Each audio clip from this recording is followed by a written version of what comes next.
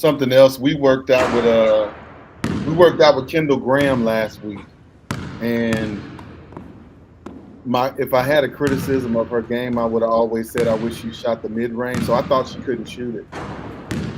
And then when we worked out with her, I mean, she shoots the mid range. I think we probably worked out for about 2 hours, and I think she might have missed two mid range shots over the course of a 2 hour workout. Yeah, man. She's She is. different. Hey, you, man. Oh, She's different.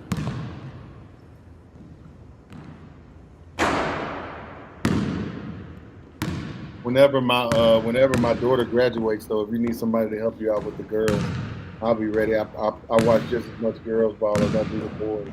I already know. I already know.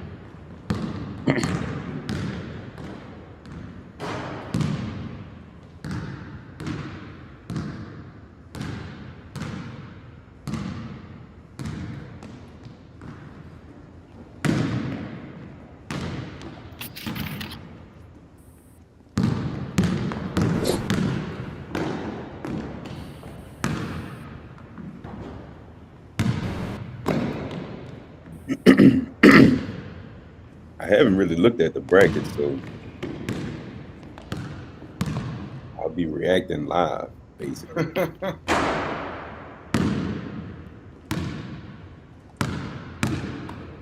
I also just realized I haven't talked today, so If I'm in doubt, I'm picking the team from the north. Homer.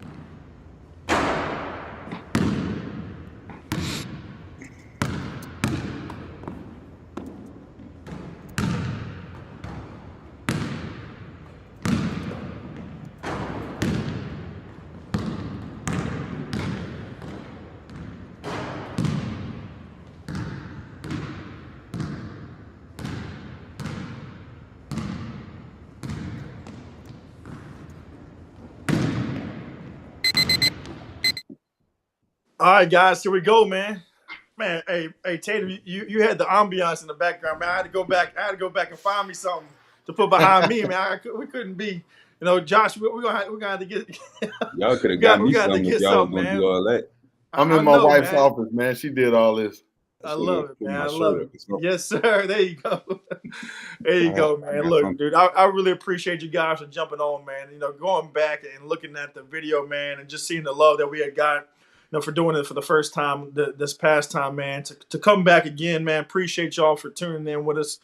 For those that don't know, man, we recapped the brackets and the releases, highlighted a lot of players and stuff. Now we're gonna really dive in deep into these second round matchups, as there's going to be 80 games played on Tuesday. 80 games. There's 160 teams left, man. And then after that, man, it cranks down to 80 more teams. 80 teams left. Quarterfinals will be on Friday. And a week from today, man, we will have the state championship brackets all set up. Who's playing well? So it's going to be really, really fast, man. It goes by quick. We're gonna jump into doing a second round as well as quarterfinal bracket predictions, because I'll be at the Girls State Championships breaking them down, so we won't be able to go live again until next Sunday, whenever we had the Final Four. But guys, if you haven't already, man, share the stream. Tag somebody from the boys' side. We're just going live with the boys, so we're switching over to LBR. And look, man, we really appreciate these guys for jumping in with us, man. Tatum, Josh, man, appreciate y'all again, man. I'm gonna give y'all an opportunity, man. Go ahead and plug the stuff you guys got, man. Tatum, man, let them know where they can find you at. And I know you had talked about Preps Hoops last time. Isn't there like a little code that you have to where people can sign up and stuff like that?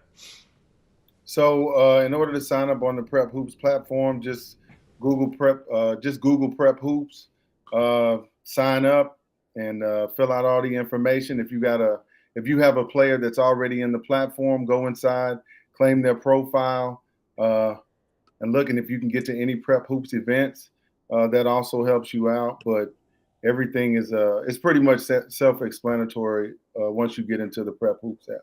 And like I said, I would encourage every player, parent that has a player, to get your player signed up for the Prep Hoops platform, because it does have a lot of good information about recruiting. And because of us as Prep Hoops scouts, we try to be out there as often as possible.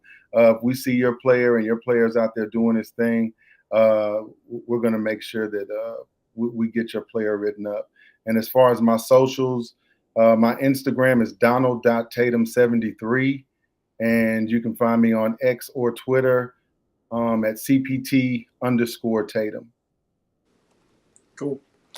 Man, Josh, again, echo the same thing, man. Really appreciate you, man, for joining us, man. Everyone knows the man behind the camera, man. It's been really cool to kind of get your feedback and your thought process on everything. You travel around AAU, high school, football. You see a lot of different sides of the game, man.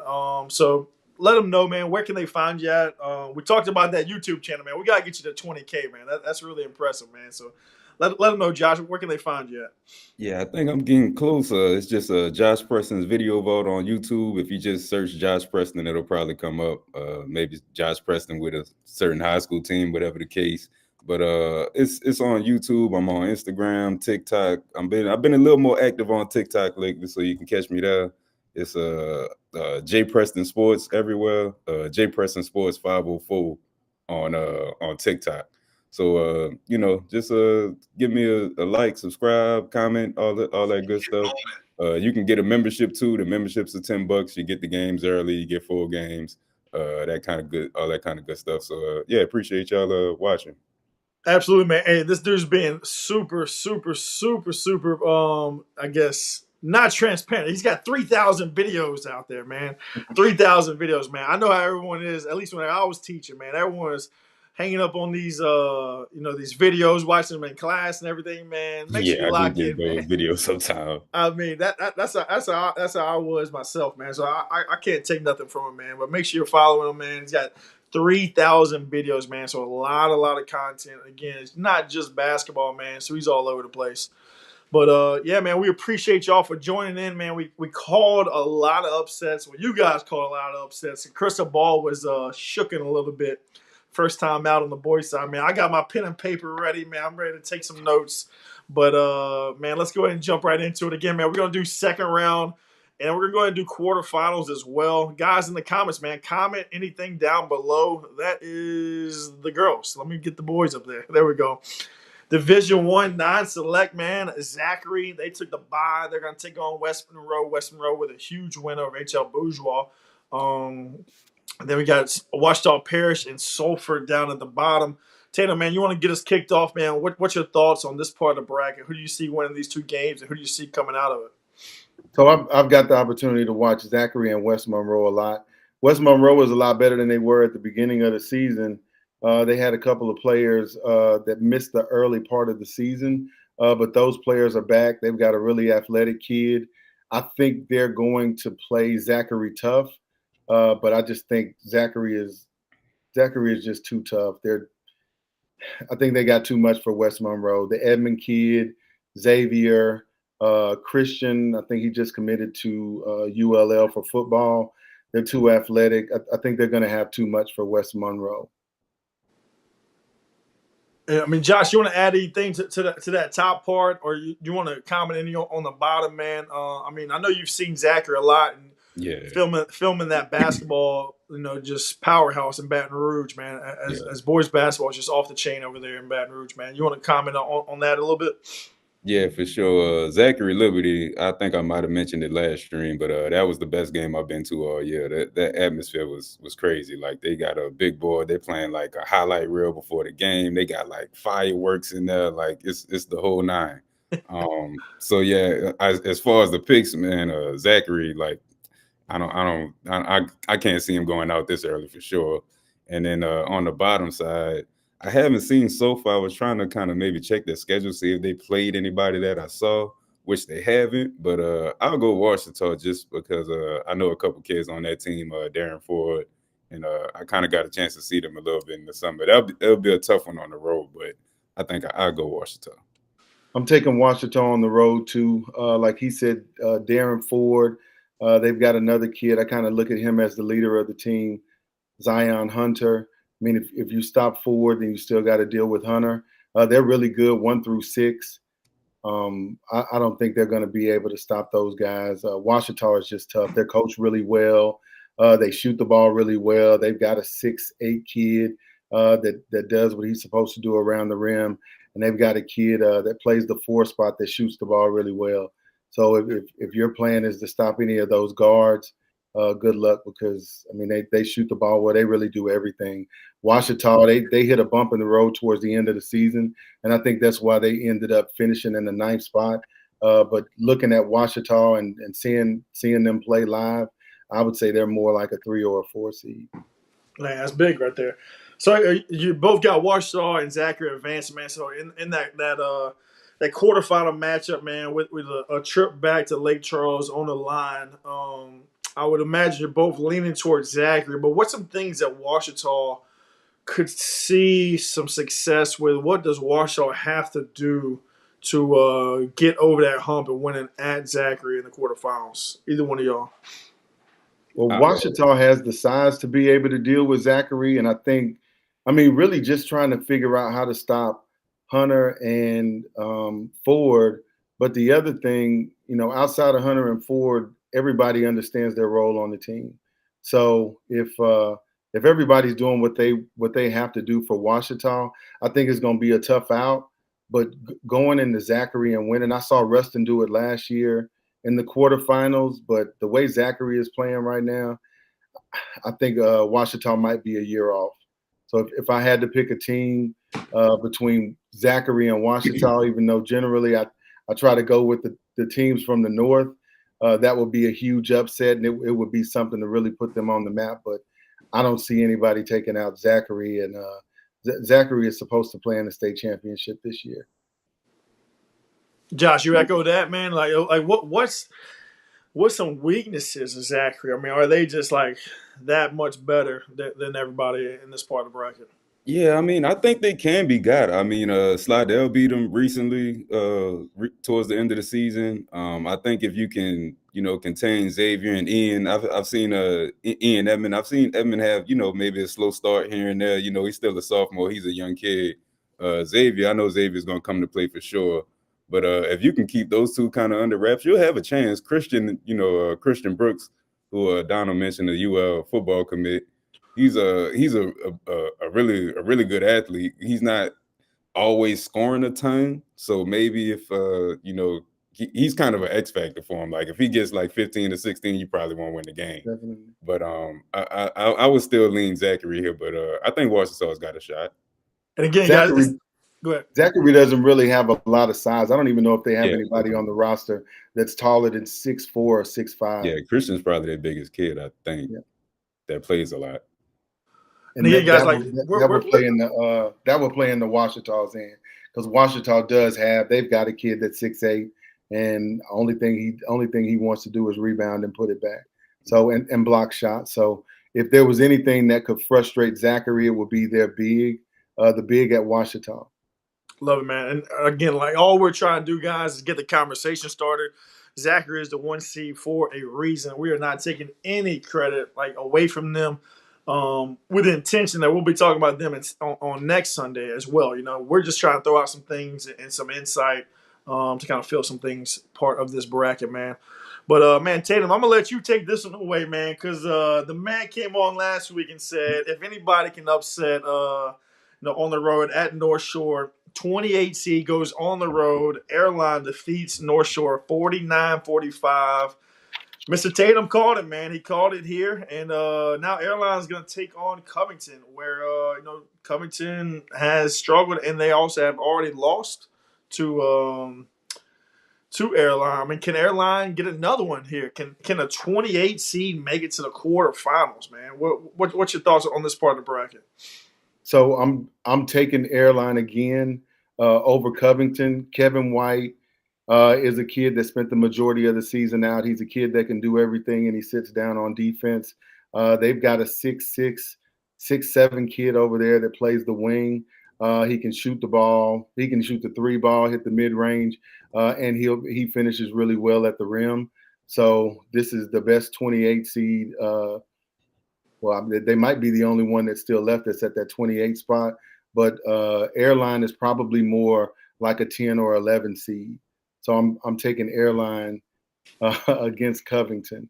And for Neville and Natchitoches Central, I've watched Neville play a lot of games, and I've also watched Natchitoches Central. The kid from Natchitoches Central is named Jadale Demery. I watched him have a 21.25 rebound game. He's about 6'3", 6'4", but he's a really active player around the rim, and I don't think that Neville is going to have the size to be able to deal with him. Neville has really good guard play, and they've got their quarterback is also a shooter, Parker Robinson. He went for 31 last week.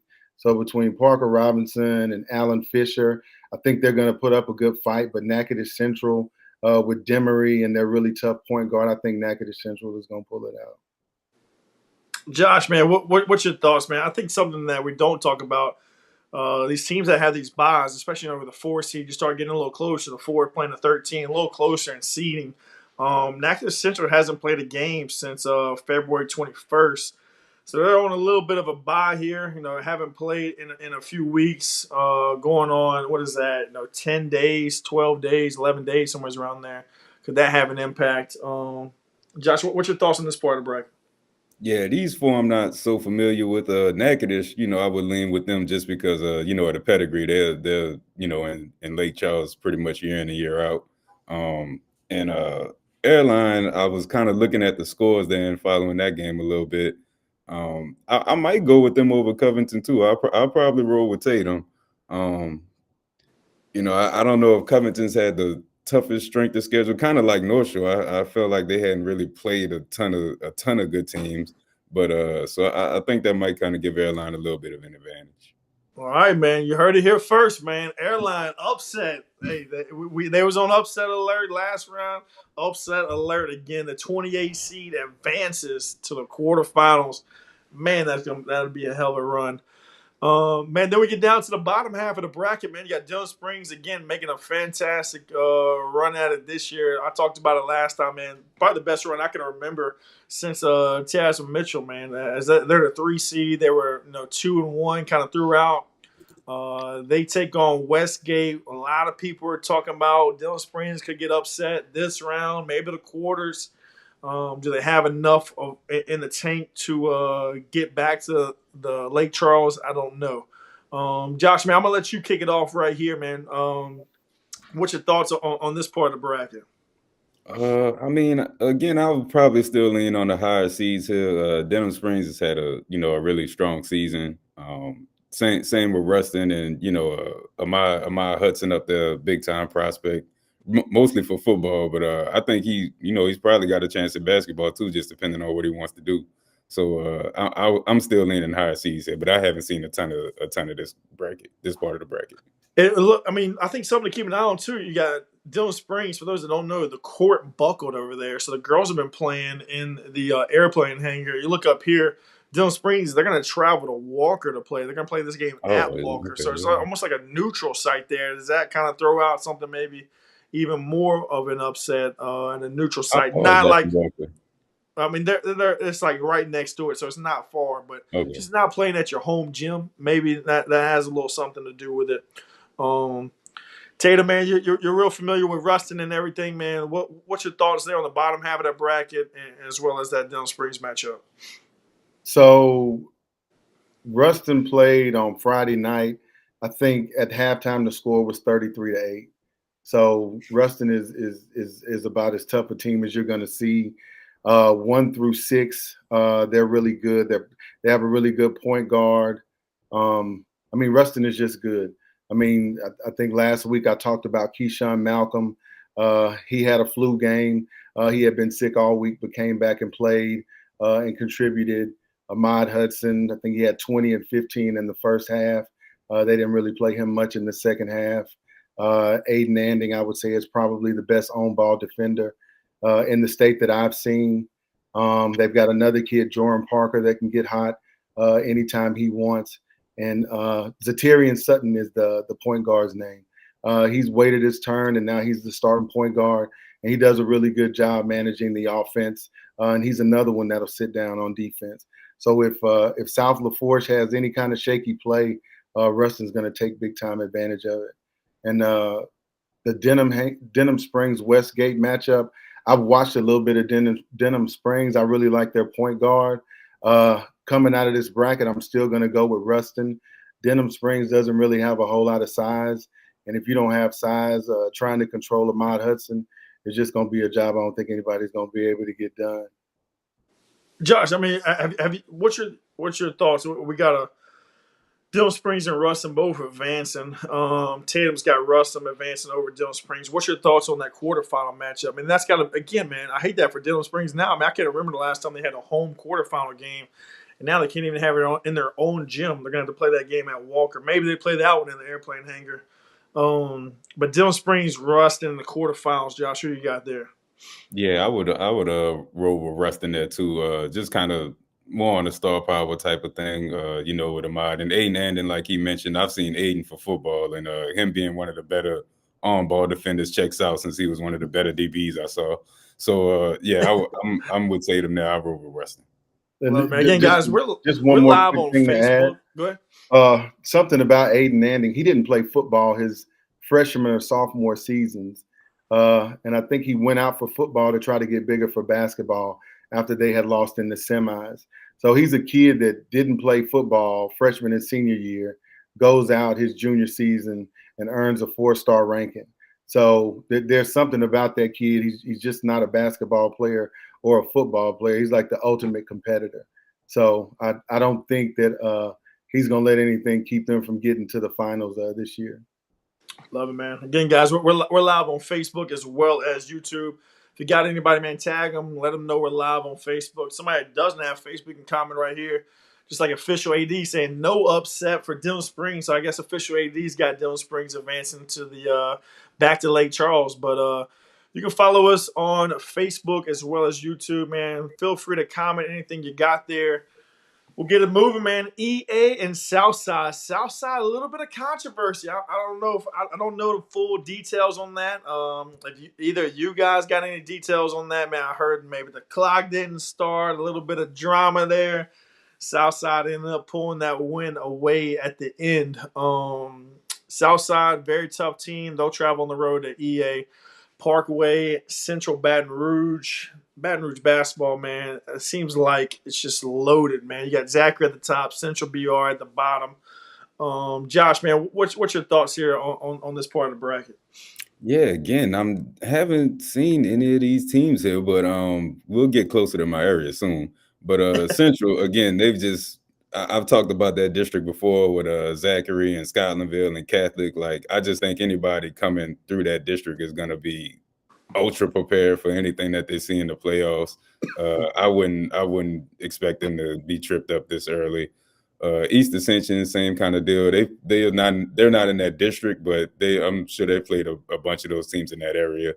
And Southside had a tough time, in that first game. I didn't hear anything about the controversy. I hadn't seen that, so that's news to me. Hey, Right. anybody in the comments, if you know, if you've seen some video, man, tag us, man. We want to dive into that. We always trying to get the conversation started. But yeah, Southside defeated Terrebonne by 1. It was like a buzzer beater. Clock did not start. It was that, in the Reeves game was absolutely crazy from what I saw. Both came down to a buzzer beater. But man, Tatum, what's your thoughts here, man? Got a lot of teams from Lafayette, BR area, but you got Parkway up there as well. What's your thoughts? So I haven't seen East Ascension, but I saw Southside. Jaden Norbert is probably one of the best players that I watched play basketball this year. I had never heard anything about the kid. Walked in the gym and he was just a bucket. He did everything on the offensive and defensive side of the ball. He's a special ball player.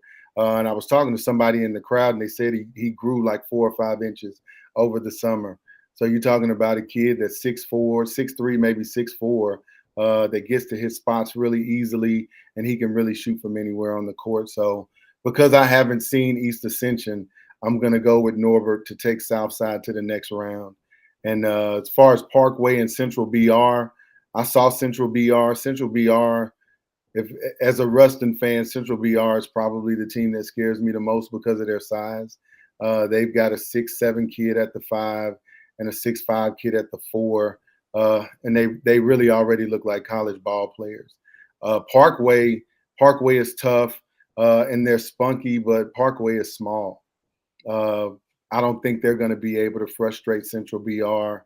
I like BR's point guard or the 2 guard, Jace Conrad. I saw him get off in a few games when they came up here to West Monroe. So coming out of this bracket, I would have to lean on Central BR in hopes of seeing them against Ruston in the semis.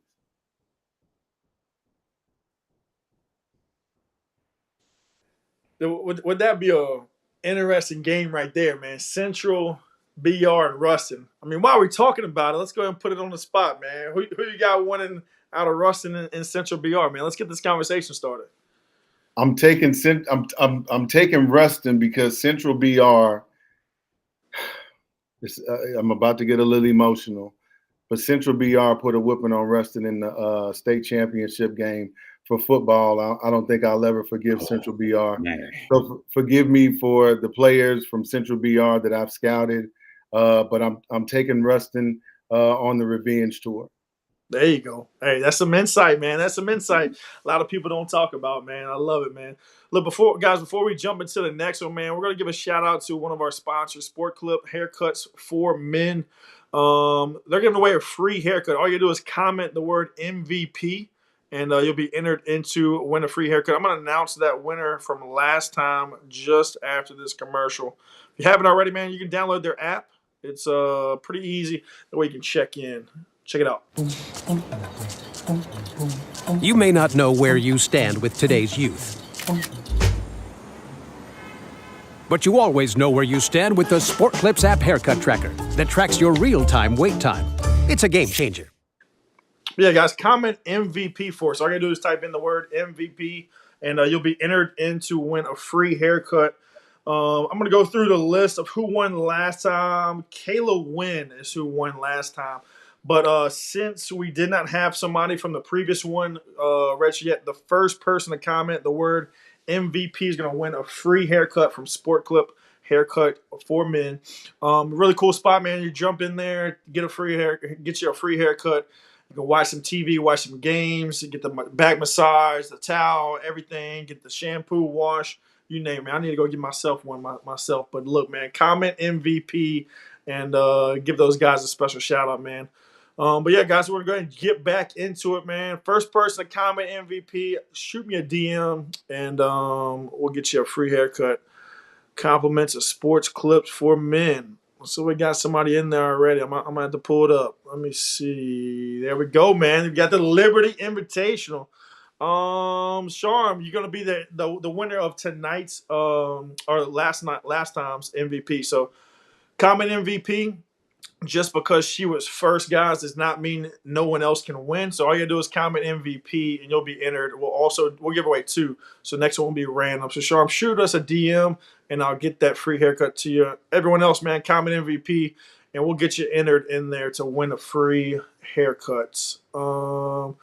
Yeah, man, let's get it started, bro. Josh, man, we talk about the Baton Rouge basketball a lot. I talked about last time, man. Holy Cross got a terrible, absolute terrible draw, in my opinion, man. They defeated Brother Martin. Now they got to go on the road, play at Jesuit on Mardi Gras Day. If they win that game, then they get Liberty in the quarterfinals. Man, what's your thoughts on this part of the bracket right here? Yeah, like you said, Liberty is just they're the favorite, maybe across all brackets if there was one big bracket. I don't think they'll have any trouble with Hammond in this first round. No shade to Hammond. Hammond did get a nice one on the road in the first round, but huge one. Yep. Yeah, I think Liberty will be too tough. And Holy Cross, this is the first game matchup that I was actually at. Holy Cross played this game without probably the second, third best player and probably their main ball handler, Javi and Nico. He actually came off the bench. There was the little altercation or whatever the case was in their last regular season game, and he came off the bench. And if you come off the bench, it's just an automatic one game. So they actually had to win this game without him, and they did pretty well. I think for next round against Jesuit, I have to figure out if Ethan Lopez is back for Jesuit. I meant to check in on that. But if he's not playing, I think Holy Cross will probably have a pretty good chance at winning that one. Jesuit just might be a little bit too light up front without Ethan. He's like a 6'6", 6'7" big. He can does a lot for them on both sides.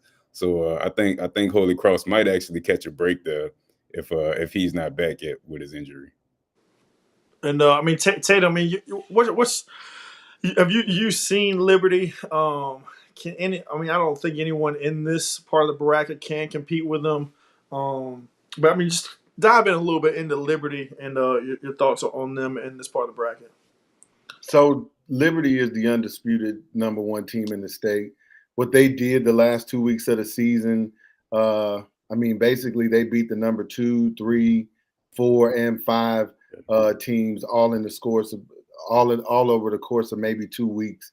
So with what Liberty has going on, if you can deal with the point guard, they're just the best team in the state. I don't think anybody can beat them. If they did a tournament, regardless of class, I would have to pick Liberty. Liberty has size, they have speed, they shoot the ball well. I actually think they have an advantage over anybody playing in the big gym or the stadium for the state championship because of the balance that they have. They don't rely on the three ball. I don't think anybody can beat them. So hey, I'm gonna tell you like some of the coaches tell me, man. So Coach Mister, if they get the win at Holy Cross, man, he just don't even show up to the quarterfinals, right? Just don't even show up, man. That's what they be texting me, man. But yeah. When we talk about, Wiseman on the girls' side, man, it seems like Liberty is the same thing here on the boys' side, man. They're just on a whole nother level, man. And, hey, Baton Rouge basketball is better because of it. I can promise you that, man. Whenever you're trying to catch somebody that's really good in your area, man, the whole area gets really, really good. I just got to mention, just some of the teams they beat. They beat Shaw. Their only loss this year is Carroll by 3. They beat Shaw, they beat Catholic and they beat Peabody, they beat Crescent City, they beat Catholic, they beat Zachary, Central, Madison Prep, Scotlandville, and Woodlawn. So this is anyway. Hold on, I see in the comment it says that Carroll beat Liberty. Yeah, Carroll beat Liberty. That's what I was saying. That's their only loss. So I was at that game and in-state loss. Yeah, I was at that game, but Carroll probably has one of the best resumes as far as beating big-time teams. So Carroll losing to Liberty at Wiseman is not a tough loss for Liberty. Yeah. But, Carroll is going to be one of those teams that we could see there. But Liberty losing to Carroll, that was a great game. Jaden Williams hit a shot at the buzzer to win that game. That's big, man. That's big. Hey, like I said, man, I hope Hammond went to church. I hope Holy Cross and Jesuit went to church, man, because that might be the only chance, man. Come this week, according to you guys, man. I'm just saying, man. I'm just saying. He's giving you the facts. Like, what can we say? I love it, man. Look, let's keep it moving, man. Again, we got Ash, man, probably one of the most athletic teams, man. I love what they've been doing, man. on football field, basketball court, man. It's a freaking fun environment just to watch basketball over there. That game's gonna be on. What is that? That game's gonna be played on tomorrow. But then you got St. Aug right there. Was able to move that game to the 4th. Again, that's Mardi Gras Day, man. Like, what? I don't know, Josh. I mean, you're been in New Orleans longer than I have, man. Like, playing that game on the 4th at 7:00, Mardi Gras Day. Like, is that difficult? Could you see an upset there? Like, what's your thoughts? I don't even know if I would call this game an upset, even if Bonneville wins. Like, this is going to be a battle. Bonneville has the best player in this game, Jeremiah Lucas. The St. Aug is definitely going to be keyed in on him, trying to make sure he doesn't go for 25 or 30. If they can make sure he's not doing that, they'll probably have a pretty good chance of winning this one. I would say St. Aug's probably a little bit deeper. But because Bonneville's also lost like 2 main players this year, really for off the court stuff. One of them was really early in the year. I don't know if he even ended up playing any regular season games, and then another one was pretty much midway through the year. So they're not thin necessarily, but they're a little bit younger now. But I'm kind of looking for Jeremiah to maybe try to put on the cape in this one. Like, this is going to be a big game for him on the road. That environment is going to be crazy. Like, that's probably going to be the one I go to. I love it, man. So who you taking, man? We're putting it on the spot, man. Who you got, Bonneville or St. Purple Knights or Kenner, bro? It's tough. I think I'm still going to roll with St. Aug. I want to say these 2 teams played earlier this year, and St. Aug won that game at Bonneville. I think I was at that game. So I will probably still lean St. Aug here still. Love it, man. Tatum, man, you got Karen Crow, went on the road, won at Shreve. Now they're going to be playing at Ash. Can they go on the road two games in a row? What's your thoughts on the top half of this bracket? I'm not going to pick anybody over Ash. I watched the game that they played against Ruston. They were down by 14 at the start of the 4th quarter. The kid Jordan Johnson can get hot. Tyshawn Duncan, everybody knows what he can do. But they've got another kid that I'll just call him the X factor for that team, Jarvel Bordelon. He's a 6'2" guard, really athletic. He does a lot of his work on the baseline. And a lot of the games that I've watched, it just seems like teams don't like to really defend on that baseline, and that's where he does all of his work. So I'm taking Ash on the top of that bracket, and I'm going to take Bonneville at the bottom because of the Lucas upset kid. alert. Yeah, I'm taking Bonneville at the bottom of the bracket because of the Lucas kid. I think he's going to put on a show. We got him ranked number 4 in the state. And I just think he's going to put on a show and wheel those guys to a victory. So that gets us to the quarterfinal matchup. We got Ash versus Bonneville or St. Aug. Josh, you got Ash and St. Aug there. St. Aug going to take care of home court. No brand new gym there, man. Got the new court all rocking and rolling, man. They built that thing to hold quarterfinal games, not to be on the road. What's your thoughts on that quarterfinal matchup? Yeah, they did a really nice job with that gym. And also St. Aug and Bonneville did play earlier. It was 50-46 St. Aug, and that was at Bonneville. And that game is on the channel somewhere, so you can just search that one. But, I would go in the quarterfinals. I'd probably go with Alexandria. Even on the road, I think Tyshawn Duncan would just kind of be a monster in that type of environment. Granted, I haven't gotten to see Ash yet. I think I might have watched a highlight or 2 of them, but that's that would be my pick in the quarterfinals. St. Aug has played really well in a lot of big games, but again, I just kind of lean towards Ash in that one. I'm gonna drop the link to that in the chat, guys. So you guys can pull up that game that he was talking about. Tatum, man, what's your thoughts? So you got Bonneville going on the road to Ash in the quarterfinals. You're talking about Lucas, man, put him on his back. Can he put him on his back to back games? I'm taking Lucas. He's a big time player, and big time players show up in big time games. So I'm taking Bonneville. If I got to pick an upset in this one, I'm taking Bonneville for the upset. Ooh-wee. We got upsets all over the place in this part of the bracket, man. It's gonna be some good basketball, man. March Madness, I guess, as the state likes to call it, man. Then we move it down to the next part of this bracket. You got St. Thomas More, man. Tioga boy, Tioga was hot, man. We had Woodlawn on the crystal ball and upset alert, man. Tioga was hot. Can they had the crystal ball posted up in the locker room. Are they on upset watch again? Can they get past St. Thomas More? A much tougher task there going on the road. We got Huntington traveling down to Ponchatoula. Taylor, man, you get us kicked off on this part of the bracket, man. What's your thoughts? I'm taking Huntington in this one. Peyton Parker and so Antonio Dixon is a 6'5" wing out of Shreveport, and I think after watching him play, he's making the case for being one of the best players in the city. I'd put him right behind possibly Carroll Dean at Bossier, but the way he's been playing recently, he's picked up a little bit more of the offensive load on the team. But between him and Peyton Parker, the sophomore phenom over there at Huntington, he's picking up offers from all over the place. He's a kid that's going to be tough to stop. He gets to his spots really well, and he's bringing back the mid-range shot. So I'm a fan of kids that can get to their spots in less than 3 dribbles and can pull up and shoot that mid-range with precision. So Huntington plays the game really fast. They move the ball around. They do have other players on that team that can go out there and hurt you, but Parker and Dixon are going to be the players to watch. And I think they really played a tough schedule. So I'm taking Huntington in this one. Josh, man, what's your thoughts, man? Any argument there for Ponchatoula, or and both y'all's thoughts on that St. Thomas More matchup? I'm looking at just kind of glancing over Ponchatoula's schedule. They got some pretty decent wins, but I think Tatum might have swayed me. I do know Caleb Seabury at Ponchatoula. I mentioned him on the last stream. He's a really good player. I guess, I can see if he goes crazy, maybe he gets a 30, 35, maybe something like that.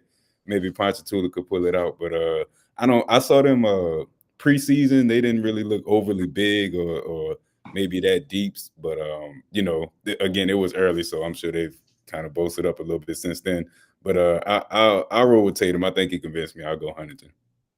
What about that top part, man? Anybody got anything on? Is there any chance anyway Tioga can go on the road and win at St. Thomas More? I personally don't see it. Again, St. Thomas More is just one of those teams that are just always in the mix year in year out to be in Lake Charles. So I would still lean towards them. I don't know much about the teams at the top of the bracket. I was in the gym. There was a tournament or there was a referee scrimmage, and Tioga was playing on one court and Ouachita was playing on the other court. And that was my first time seeing Darren Ford. So I think all my attention was on Darren Ford watching that game. So at least it's the St. Thomas More and I guess Huntington in the quarterfinals. Again, quarterfinal game at St. Thomas More. Very, very difficult to win on the road at St. Thomas More in the quarters, man. Does Huntington have what it takes, man? Can you see an upset there? What's y'all's thoughts on that one? I got to see how they play against Ponchatoula first. The thing about Huntington is young. So, I mean, they're pretty much led by a sophomore. And even though he's a special kid, I'm assuming that St. Thomas More probably has seniors, and I've seen their name around before, so I'm not going to jump up for them in the next round, but I am going to take them against Ponchatoula. Josh, you going with Old Faithful, St. Thomas More, huh? Yeah, I think so. But again, he made a very good case for Huntington. I don't know if St. Thomas More usually doesn't have a ton of like star power, so to say. They just like super well coached and they play like really hard. And they'll win a game like really anywhere they have to. Like I've seen them win games in the 70s. I've seen them win games in like the 30s.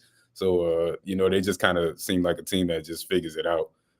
So I'll go Huntington again in the quarterfinals. Why not? Oh, there you go. And speaking of that, man, St. Thomas More is 17-1 in their last 18 games heading into the playoffs, man. Not the toughest schedule for say this year, but just winning games that you're supposed to win, man. 17-1 is a hell of a record, no matter who you're playing.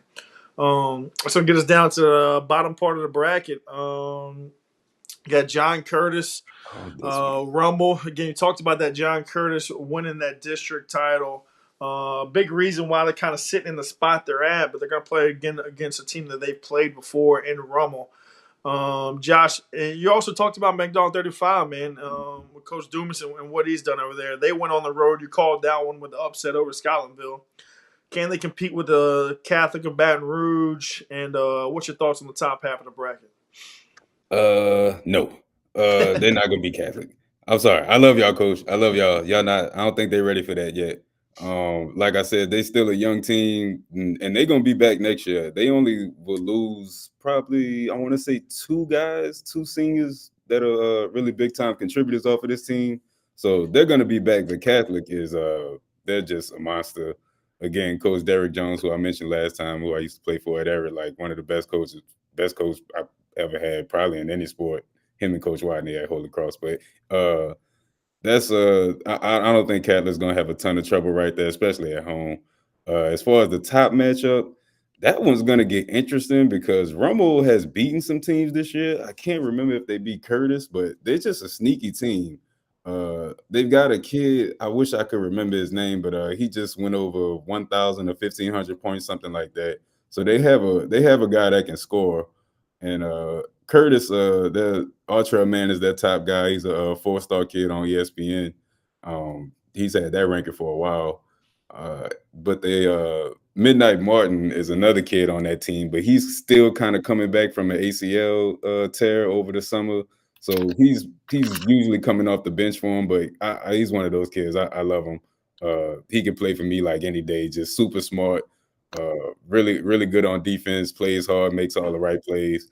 So I would probably still lean Curtis there, but I could see Rummel maybe giving him a scare for sure. It's 7-point game last time they played, and again, man, that's Mardi Gras day, man. That's, as a coach, man, to bank on 14, 15, 16, 17, 18-year-old kids not going and partying on Monday and Tuesday at all these parades, man. I can't fathom that as a coach, man. Yeah. I played for 4 months of basketball, and then I'm playing on the same day as Mardi Gras day. That's a lot, man.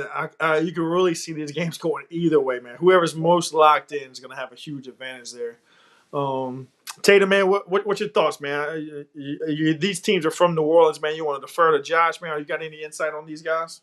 Well, I've watched John Curtis. The Manning kid is special. And then far as Catholic BR looks like a JUCO. They're big. They're strong. You can tell them boys spend a lot of time in the gym. They shoot the ball well. They play really good fundamental basketball. They move it until they get the shot that they want. I don't see anybody beating Catholic BR, and I'll just go ahead and say I'm looking forward to seeing them against Liberty. So Catholic BR advances pretty handily, right? And through the quarterfinals, right? They'll advance to Lake Charles, right? Yeah, and with Catholic, they're actually missing the second best kid, who would have been Nico Jones, who's Coach Jones' son, but he tore his ACL again. I think this is it's at least the second time. It might be the third time, but super quality kid. Like, I just wanted to at least mention him real quick. He actually got in their last game, and I think he ended wow, that's awesome. Yeah. So that was good to see. I love seeing that from him. So absolutely. Look, guys, before we jump down to the next one, man, we want to give a shout out to our sponsors again. Grind Elite Threads, man. Check them out. They're doing some big time things. They're gonna be sponsoring the player of the game. But, check them out.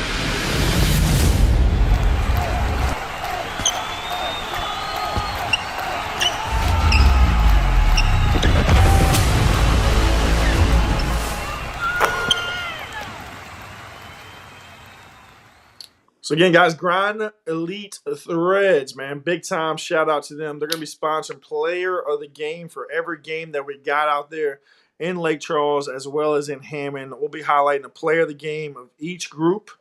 And they'll be brought to you by Grind Elite Threads. We'll be giving away a free t-shirt for everybody, man. So special shout out to our sponsors with Sport Clips, haircuts for men, as well as Grind Elite Threads. If you haven't already, man, click the share button, share the stream, help us continue to grow the platform. We're gonna get it moving, man. We got Wiseman. They rocking and rolling on the girls' side, man. Rocking and rolling on the boys' side. I don't know what they're exactly feeding them in the cafeteria over there, but it needs to be released, man. They're holding on to it over there, man. They got them rolling on both sides, boys and girls. Wiseman's the 1 seed here. Yeah, Bastrop, same kind of area there. Tatum, man, you kick us off here, man. You got 2 teams from your area. What's your thoughts on this part of the bracket here, Division 2? So the basketball fan in me wants to see Wiseman versus Bastrop. Quick backstory: Trey Mason won a championship last year with Wiseman, and then he transferred to Bastrop. One of the best players from Carroll also transferred to Bastrop, and LeBron Deal. If we get the opportunity to see that game, that's going to be crazy for the area. But Trey Mason and LeBron Deal for Bastrop are going crazy right now. I checked their stats. One of them is going to go for 30. So if you stop Trey, then LeBron is going to have 30. They're just crazy right now. And then for Wiseman, Wiseman is a more balanced team. I think they have their point guard back in Davy Mays. Zion Weeks, I'd put him up there as probably either number 2 or number 3 point guards in the state. He's a wizard with the basketball. I haven't seen anybody stop him this season. The toughest game that I saw was when they played against Calvary Baptist. And it took Calvary Baptist a buzzer beater from Bubba to beat Wiseman at a neutral location. And Wiseman didn't have their starting point guard that game. So Wiseman and Bastrop is the matchup that I want to see. But I don't want to look past Northwest because Northwest is a really tough team. I can't think of the name of the kid that's a 2027, but he's about 6'4", can do everything on the basketball court. They've got a really savvy point guard, and they've got a kid that looks like he plays football that hangs out up under the rim. So Bastrop is gonna have to get past Northwest. I'm going with Bastrop for the sentimental vote, but it's not going to be easy for them to get past Northwest. Josh, you got any insight on any of those? Not so much. I didn't realize LeBron had transferred because I saw him with Carroll during the summer. Yeah, with him and Trey, and I thought that was a pretty efficient combo. So I'll roll with Tatum just because I want to see that too. Because I remember Trey Mason from maybe a season or 2 ago. I remember him as like a freshman. He was like shooting 30-footers and making them in the semifinals. So I want a chance to see him again. I love it, man. Hey, we're just trying to get the conversation started, man. We might be being a little messy, you know what I'm saying, what we're rooting for, but we're just trying to get the conversation started, man. Hey, then we get us down to that Carroll game. We talked about them. You talked about them a little bit, Tatum, how they got the ability to reach up and get somebody with some big win ability. You got Bruley, again, in the Baton Rouge area, playing some really good basketball. Tatum, man, what's your thoughts? Can Carroll come out of this part of the bracket, or what are you thinking? I think Carroll can come out of the bracket. Carroll may have the best resume from North Louisiana. Like I said, I've seen them beat Ash, I've seen them beat Liberty, and I've seen them beat Peabody. So when you have those 3 wins on your resume, I don't think I'm going to take anybody over them. They've got a 3-headed monster over there, and Monica, Neil, and the kid they call J-Dub. All of those boys are seniors. Monica transferred over from Ouachita, and I think they're just going to be tough. I don't see anybody beating them. Josh, man, what about Bruley? Have you had a chance to see them or compare their schedules to kind of some of the teams in that BR area? Are they in the mix with some of the elite teams? Are they kind of in that second tier? What's your thoughts here? Yeah, I think they're probably in that second tier. I'm kind of like you mentioned, perusing their schedule here. They didn't really play a ton of the big teams out of Baton Rouge, so it looks like maybe a touch light on the strength of schedule. But and I haven't seen Lakeshore either, so I'll still kind of lean Bruley, just off the Baton Rouge pedigree here. Carroll, I'm rooting for Carroll just so I can see Trey again. Hopefully in the semis or whenever it is. He's a big time player, so I'm rolling with Carroll. So we got Carroll. And who they taking Oh, on? Who's at the top half of that bracket? I You was have also going to say Carroll too, versus Wasserman, huh? and that would be crazy because they That'd be played great. Wassman 4 times this year. Yeah. And I think they So played in one the and state three. championship last year too. Did they? Okay. I think they did. Man, so we got a little bit of a rivalry brewing right there for sure, man. Guys, let us know in the comments, man. Comment y'all's thoughts. Definitely helps, especially as we get more and more towards these lower classifications, man. The more you guys can put in some feedback, the more it helps. We got some people commenting, talking about some players that are back and some different insight like that. Tag Names anybody changes, that man. you know, man. Shout out to Coach Cheney, man. Coach Cheney from Independence, man, went on the road, got an upset. He's doing a fantastic job over there at Independence. We'll kind of get to them in a bit. But we got Opelousas, man, the Big O, man, getting it done. They got a home game. That place is going to be rocking, man. And then y'all talked about Bossier as well, man. That's going to be an interesting group of 4 right here. Anybody want to take us off here, man? Tatum, Josh, man, what's y'all's thoughts on this group?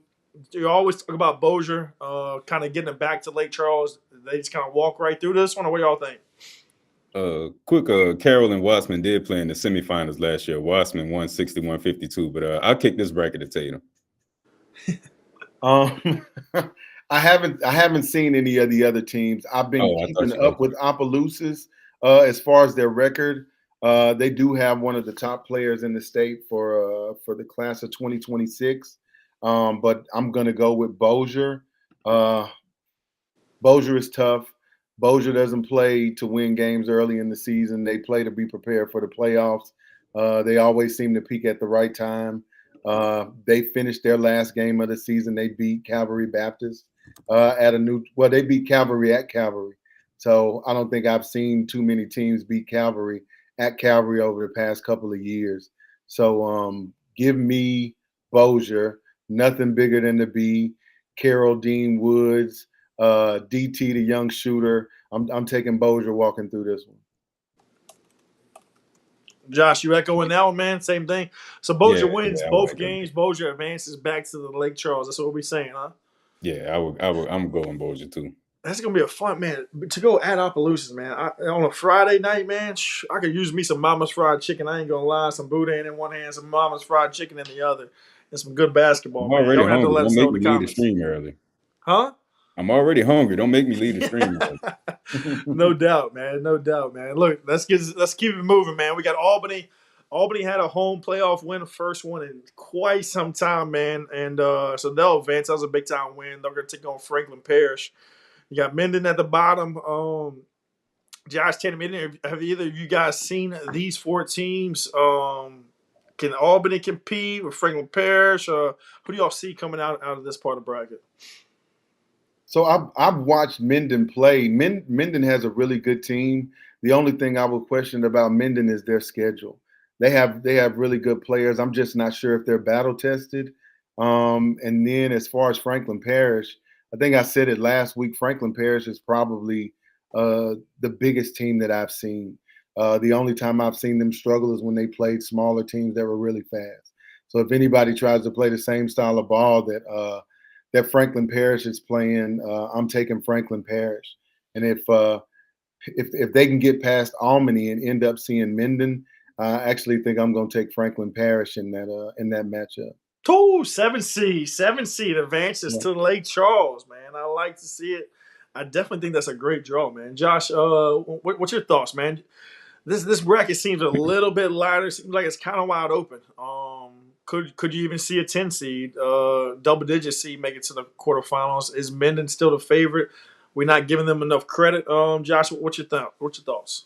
I want to say Bochan has a kid that can really, really play. I think I saw him at one of Maul's events in the Hoop Fest, one of the Hoop Fest tournaments. Yep. And then Albany, I just wanted to shout out Albany real quick. I actually used to work out in Hammond, so I'm kind of familiar with that area. Probably the last time they had sort of a playoff run might have been with Sean Sykes. If anybody out that way remembers that name, he was super fun to watch. Yep. But I think it'll probably be tough at this point. Franklin Parish, like you mentioned, like Tatum mentioned, is a really big team. Bochan, I think Bochan might have a shot if Minden hasn't been tested. Kind of like how Tatum mentioned. But I think it's kind of hard to go with the 15 there, so I'll probably still lean Minden and then Franklin Parish. I love it, guys. Y'all let us know in the comments, man, what's y'all's thoughts as well, man. So it looks like Franklin Parish, they're going to have a little bit of a leg up here. They'll be on upset alert. They'll advance 7th seed in Lake Charles, man. That's, again, we don't see very many double-digit seeds. To see a higher seeds is definitely going to be fun to keep an eye on. We'll kind of keep it moving, man. You got one of the best teams in the state up next in the next division. And Shaw, and then you got JFK with a big win earlier. They're taking on the road at David Thibodaux. David Thibodaux beat St. Thomas More. Well, that was the one loss that St. Thomas More had in that little stretch. Josh, I mean, what's your thoughts, man? Shaw, we know they're the real deal, man. Tell us about it, man. What you thinking? Yeah, I don't see too many hiccups here for sure, at least not yet. Again, they're 5-6 deep, really, really high quality on the 6. Tristan Akeem, Kobe Butler is a Jackson State commit, like I mentioned last week. Basically the Twin Towers down there, both of them 6'6", 6'7". Tristan, super skilled kid. He's gonna be a Division I player for sure. And then they've got a good group of guards. Alan Shaw, Christian Clare is a freshman, probably going to be top 10, top 5-ish in the state. Khalil Awagbar out there is another guard. So they're going to be a tough out for anybody. Kennedy, I saw actually looked like they had a little bit of trouble against Booker T, which again, like I mentioned last week, Booker T is really young, so you kind of never really sure what you're going to get from him. And looks like they gave Kennedy a run, but like I thought Kennedy got past them. Thibodaux is going to be a tough one on the road. Coach Bird and Antoine will definitely have him ready. But maybe Joe Bernardez, again, I mentioned him last week, if he can just kind of will him to a win. Like Kennedy's a super, super tough team. Like they play really hard. Again, they got a bunch of kids that I would just love to coach, love to just kind of have on my side. But I think that's probably going to be a tall task out there at Thibodaux. Tatum, man, looks like we got some discussion in the comments, man. They need you to clarify that it looks like Carroll is having a better resume than Wassman. Are we going on record with saying that Carroll's got a better resume than Wassman? I'm going on record saying Carroll has they have a better win resume than Wassman. Because like I said, if you take down Ash, Peabody, and Liberty, I don't think there's another team up here that has done that. But look, Wassman doesn't have a bad resume. The only thing that Wassman is missing is Ash, and Wassman has Carroll on their resume. So 3 times. 3 times. That's crazy. Playing somebody 4 times in the season. Yeah. So, but if I'm going wins, that Ash win was big. So yeah, I'm sticking with that. Carroll has probably the best resume in the North. Hey, we're just trying to get the conversation started, man. We're just trying to get this conversation started. Hey, you guys can comment and be a part of the conversation. Again, we're live on Facebook. You see this comment right here. We're also live on YouTube. So if you don't have Facebook, you can tune in to us on YouTube and comment as well, man. The more comments you guys have, the better, especially as we get down to these lower classifications. Guys can kind of help us out. Let us know who to kind of keep an eye on as well. Tatum, man, you kind of echo what Josh says here, man. Shaw's just the real deal, Holyfield, man. They're going to come out of this group. Yeah. Love it, man. Let's keep it moving. We'll get on to the next part of the bracket, man. You got Madison Prep. I see the guy size just like the girls. We're lacking in putting the game times up there and when and where we're playing, man. So Madison Prep's going to play against Landry at a to-be-determined time. U-High goes on the road to take on Lake Charles College Prep, man. I saw Lake Charles College Prep. We talked about it last time. They had 2 big wins. They beat Madison Prep and they beat Wassman on back-to-back days. They can get hot, and they got some size. They got some guards that can put the ball in the hole. This is an interesting one, man. Tatum, man, we'll let you kick it off, man. What's your thoughts? You see the 4 and the 5 advancing, and if so, who's going to come out of that quarterfinal matchup? The only team that I've seen from this bracket is Madison Prep, and I really just started watching Madison Prep because of the young guys that they have. So I've watched their games. I watched the tough game that they played against Catholic, where they lost at the end of the game. But I mean, based off what I've seen, I don't know the other team, so I'm just gonna go with what I know, and I'm gonna take Madison Prep. Josh, man, same kind of question, man. I mean, you talk about guards with Landry. You talked about it. You know, they always got guards. Hey, I like to say, man, guards win games. Is there a chance that Landry could sneak up on Prep, catch them here in the second round? Or do you see Prep and I guess Prep and Prep playing in the quarters? And if so, who you see winning that one? Yeah, that Madison Prep Landry game is really interesting. Because I think Madison Prep is kind of young right now still. You know, Elijah Garner and Will Nelson, like they're sophomores and freshmen, and they're probably their best two guys. But they do have a couple seniors around that kind of give them, you know, a little bit of veteran presence. But Landry, Daryl Adams, I'm positive like he's gonna show up. Whether or not he goes for like 20 or 25, he's a point guard and he kind of makes, you know, gets everybody involved. But he's gonna get to the free throw line. He's probably gonna shoot like 8-9 free throws. He's gonna create for everybody. The real X factor is gonna be Darius Kiefer, who's a freshman, and he's the second guy for sure. And you know, just kind of going on the road. I know that environment at Madison Prep is gonna be outrageous. So it's just if he can hit some shots and see the ball go in early, I think that's going to be a big deal, and that might give him a chance. And I do kind of have a soft spot for Landry. Coach Rod, one of my favorite guys doing it, but it's just tough to pick him going on the road against Madison Prep in that environment and that tradition. So I would still stay with Madison Prep there. Real quick on U-High, I know Ethan Kimmy. I'm sure he probably came from football late. So I would think they might be a little bit underseeded, and I don't know. I think that might could get interesting with the Lake Charles game. Interesting, man. And I mean, again, you got Lake Charles College Prep. They've already beat Madison Prep, man. I guess it's tough to beat a team twice. That'll be a home game. You got the new kid on the block, I guess you can say, in Lake Charles College Prep trying to come out of this group. Over the other teams in this group, you know, being and making it to several top 28s and Lake Charles a lot of years, man. It's interesting that now we can kind of say Lake Charles is like being the 4 seeds, kind of the underdog in this group. We're kind of putting them on upset alert in both the first round and the second round. Second round and the quarterfinals. So something to keep an eye on for sure. But guys, let us know in the comments, man. What's y'all's thoughts? Who do y'all see coming out of that bracket?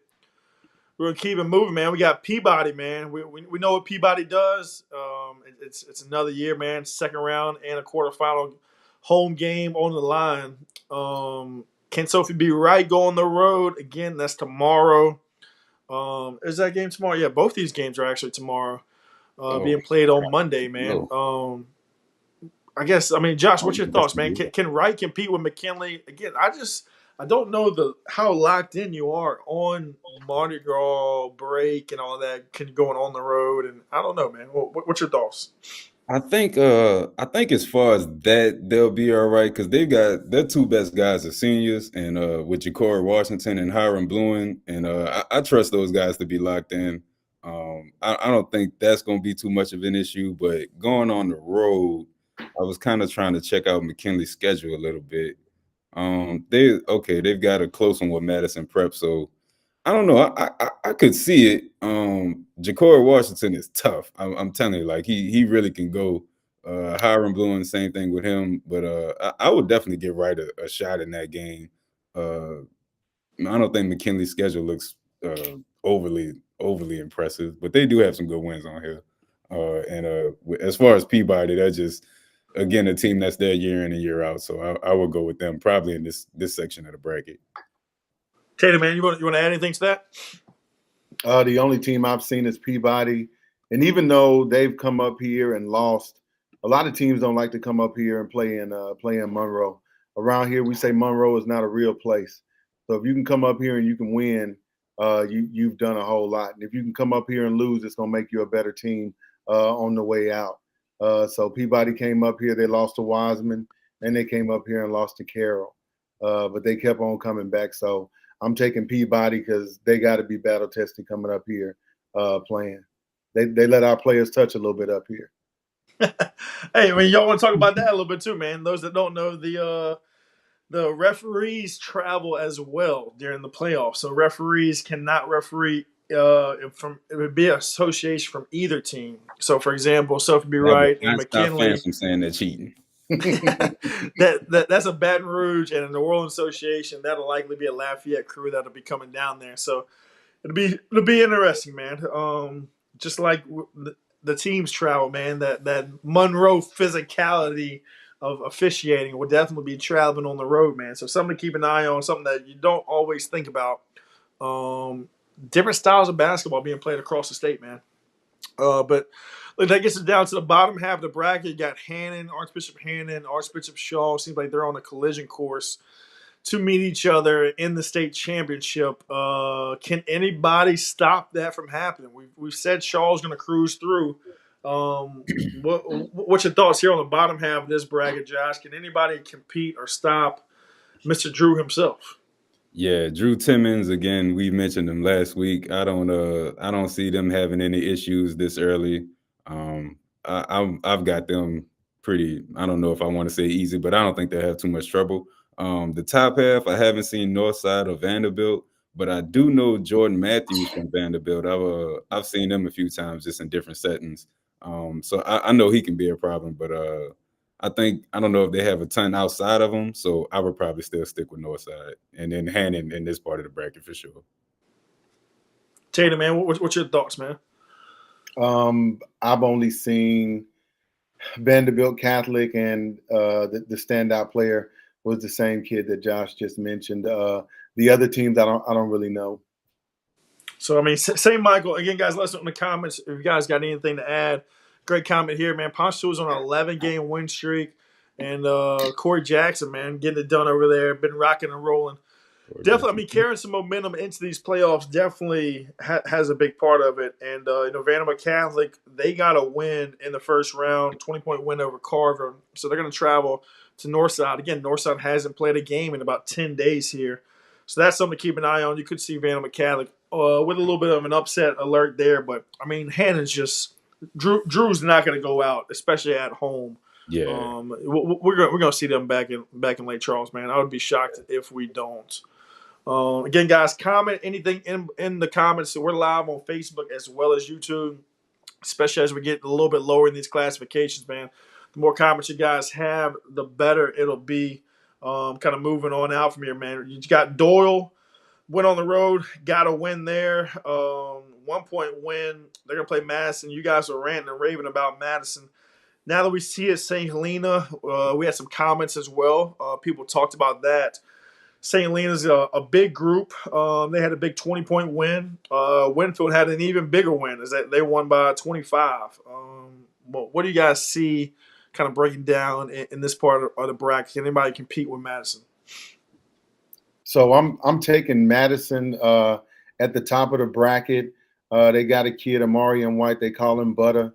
Butter can do anything on the basketball court. He's a 6'4" kid. He's just started picking up offers. He can shoot the three, get to the mid-range, finish at the rim. He's comfortable facilitating. They've got a really good point guard. I'm not really sure what his name is. And all the other guys that fill in the other pieces are really strong and athletic. They're a very well-balanced team, but Butter is the one that makes everything go. And I got the opportunity to see Winfield. Winfield is a small town, and all they do over there is play basketball. So actually a 9 versus an 8, I think I'm taking Winfield in that matchup. They played against Ruston, and they played Ruston really tough. So give me Winfield in that second one. Have either of y'all ever been to St. Helena before, the gym over there? I have. They're again another team. When I was in Hammond, St. Helena was in our coverage area. So I have covered them, before in the past. They're not really a basketball school. When I was there, they had Osiris Torrance for football, who's in the NFL now. They had a really, really good football team at the time. Yeah, absolutely. But it's like when you're going out there to St. Helena, man, you just keep going and going and going and going and like them in Kentwood.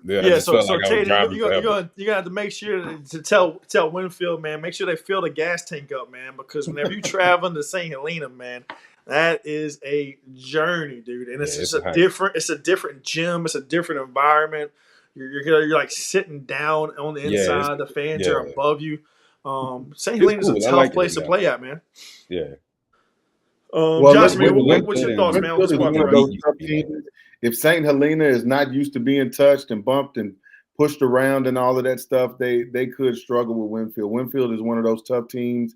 It's a really small town on one of those back roads headed to Alexandria, and you could just be riding it. As soon as you get past the Burger King, there's the school, and if you go knock on that gym, they in there hooping. So give me Winfield. I love it. I love it. Josh, man, what's your thoughts on the top half of the bracket? I haven't seen either of those two teams. Madison, I roll with them just off being the 1 seed, and just the strength, the season that they've had. And again, just because St. Helena is not really a basketball school, and if they're living and breathing basketball down there at Winfield, then I'll go ahead and roll with Winfield and Madison, and then I probably like it, man. You heard it here first, man. Upset alerts all over the place, man. Let us know in the comments, guys. Let us know. Again, appreciate everybody for tuning in. Northside beat Vandy by 3 at the same time. It's more tournament, but Vandy didn't have their best all-around players. Comments like that, man, that go a long ways. When we're just kind of tapping in or looking at the schedule, having a little insight like that definitely helps, especially, like I said, as we get down to the lower classification teams. We had talked about this part of the bracket last time. It's kind of in like that little in-between area where we didn't really see a lot of these teams. Donaldsonville's having a great year, man. Richwood as well. Can Church Point or Ville Platte play spoiler here, Tatum, man? What's your thoughts? No. Richwood is probably right there with Franklin Parish as being one of the biggest teams that I've seen. They're one of the only teams in the state that has a 6'10" kid in Carter Mason. Standing right next to him is Lavelle Lane. Trey Lane, he's a 6'7" slasher. He can shoot the 3-ball, shoot the mid-range, and he can get to the rim. He missed a good part of the season with a broken wrist. So I really feel like if Richwood did not miss having him, they could probably be the 1 seed. So Richwood is probably the most dangerous team in this whole division outside of Madison. Richwood and Madison on the collision course. What he's saying, man, in Lake Charles, man. Guys, y'all let us know in the comments, man. What y'all think? Richwood or Madison? Let us know who y'all think can come out of that one. Josh, we talked about it a little. Go ahead. Let me throw this in also. They've got another kid over there, Trayvon Varner. So when the Lane kid went out, Trayvon Varner is the one that he kept the ship going. He really stepped up offensively and looked like he was the leader on that team also. So Trayvon Varner, Lavelle Lane, and Carter Mason are the guys on that team, and they've really got some really good guards over there that can shoot the ball. I don't know their names, but Richwood is just tough. 1 to 5, 1 to 6, and they were considered to be the best team in Monroe until Lane got hurt. Man, they letting us know in the comments that we're sleeping on Church Point. Church Point with a 20-point win over Oak Grove. We're going to have to go on the road to Donaldsonville.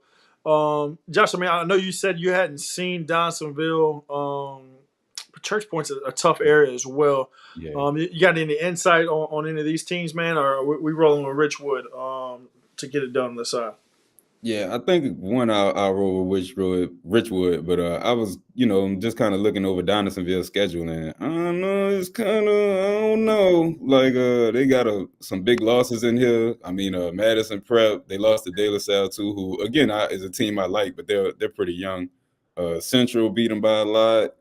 They lost to Dunham. It looks like that game wasn't really close. So I don't know. We ride with the CP. He said you're Josh and Josh getting it done, man. CP on upset alert. Yeah, you know what, Josh Moreau, you know what you're talking about. Church Point it is. Church Point it is, man. Church Point it is, man. I love it, man. Guys, again, man, appreciate all the comments, especially as we get down to the smaller classifications, man. We really appreciate all the insight. Union Parish, man. I think Tatum, I think you had called this one as well. They went in double overtime at Mamou. Big time game there, man. We had a lot of people talking about that Avoyelles and Oakdale game. Avoyelles was able to hold on by 2. And Kinder, man, 27 seed goes on the road.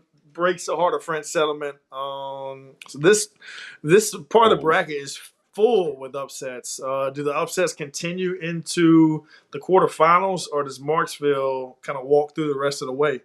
Tatum, man, what's your thoughts, man? Union Parish getting it done again? I'm not gonna jump up and down and say they're gonna get it done, but Union's kid is Chase Meeking. He's a football player and a basketball player. I've watched him play a few times this year. The kid is tough. But I saw Marksville also. I didn't remember a lot about Marksville, but I went and checked the scores book. Marksville shoots the ball really well. I saw them early in the year. When I go to games, I kind of pick who's going to win based on warm-ups. They look great in warm-ups. And the first game that they played, they shot the ball really well. But they were also at Wasman. And like they say, Wasman is not a real place. Monroe is not a real place. So they won their first game and lost the next two. They letting us know in the comments, man. Kinder is not a 27 seed. Josh, man, what's your thoughts, man? Is there any chance we can see a 19, 27? We're definitely going to see a double-digit seed no matter what in the quarterfinals. It's kind of like a little bit of March Madness here, man. You rooting for the underdogs, or are you seeing Marksville roll through this? Yeah, this group I really don't have too much insight on. I guess I'll stick with Marksville here, just off the higher seed, and let's have some fun and say Kinder. Kinder's not a 27 seed. That's what they tell me in the comments. So that's what they tell him in the comments, man. He's going me. with the 27 seed. Shocks the world, man. I mean, Avoyelles got it done over Oakdale, and I mean, both those games were decided by 2 and 1 points, man. It's gonna be interesting, man. If that's another close one. So let's keep it moving, guys. We got a lot of people on 4 or rooting for Red River, man. Rayville has been a tough team, but are they on the level as Red River? I'm not sure. And then we got the 7 and the 10 at the top half of the bracket. Tatum, man, I think you talked about Red River a little bit last time, man. They had to buy. Now they get to let the beast go, man. They get to play, man. What's your thoughts on this part of the bracket?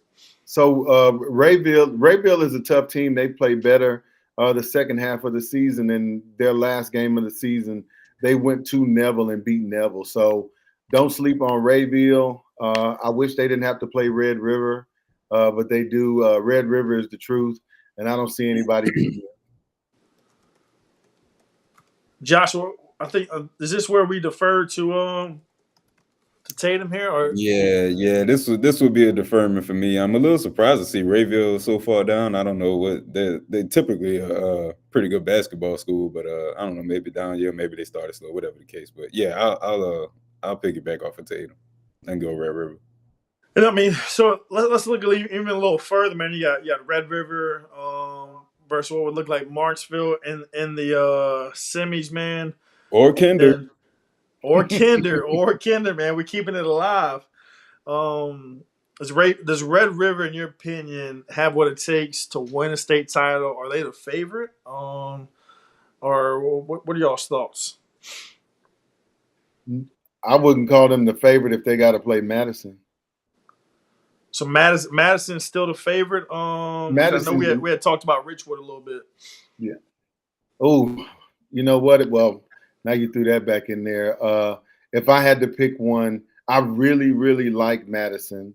I also like Red River, but I don't think anybody's going to be able to deal with a 6'10" center, a 6'7" Trayvon Varner shooting from wherever he wants to, and Richwood has really smart guard play, and both of their guards can shoot the ball.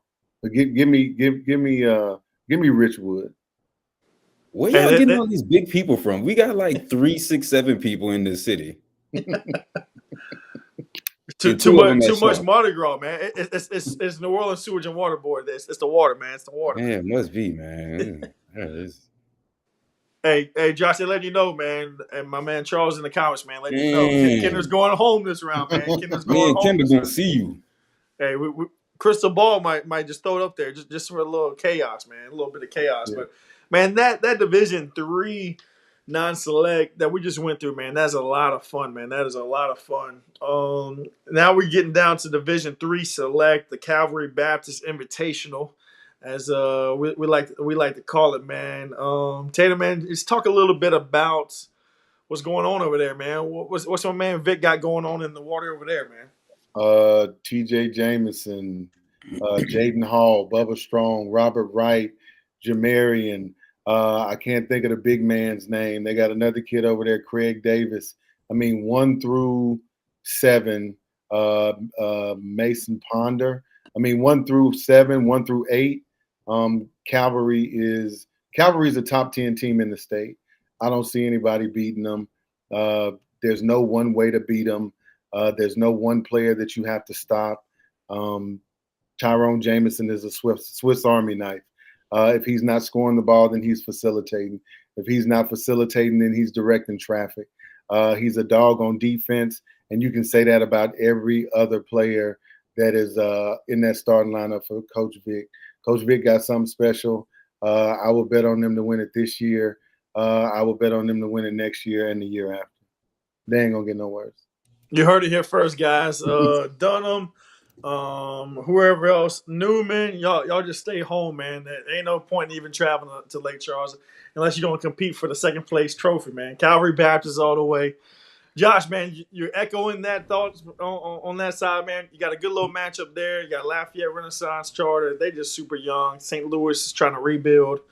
It's Calvary all the way, man. What's your thoughts? You going to add anything more on Calvary? Yeah, I don't have too much. I pick everything Tatum said is stamped Calvary. Yeah.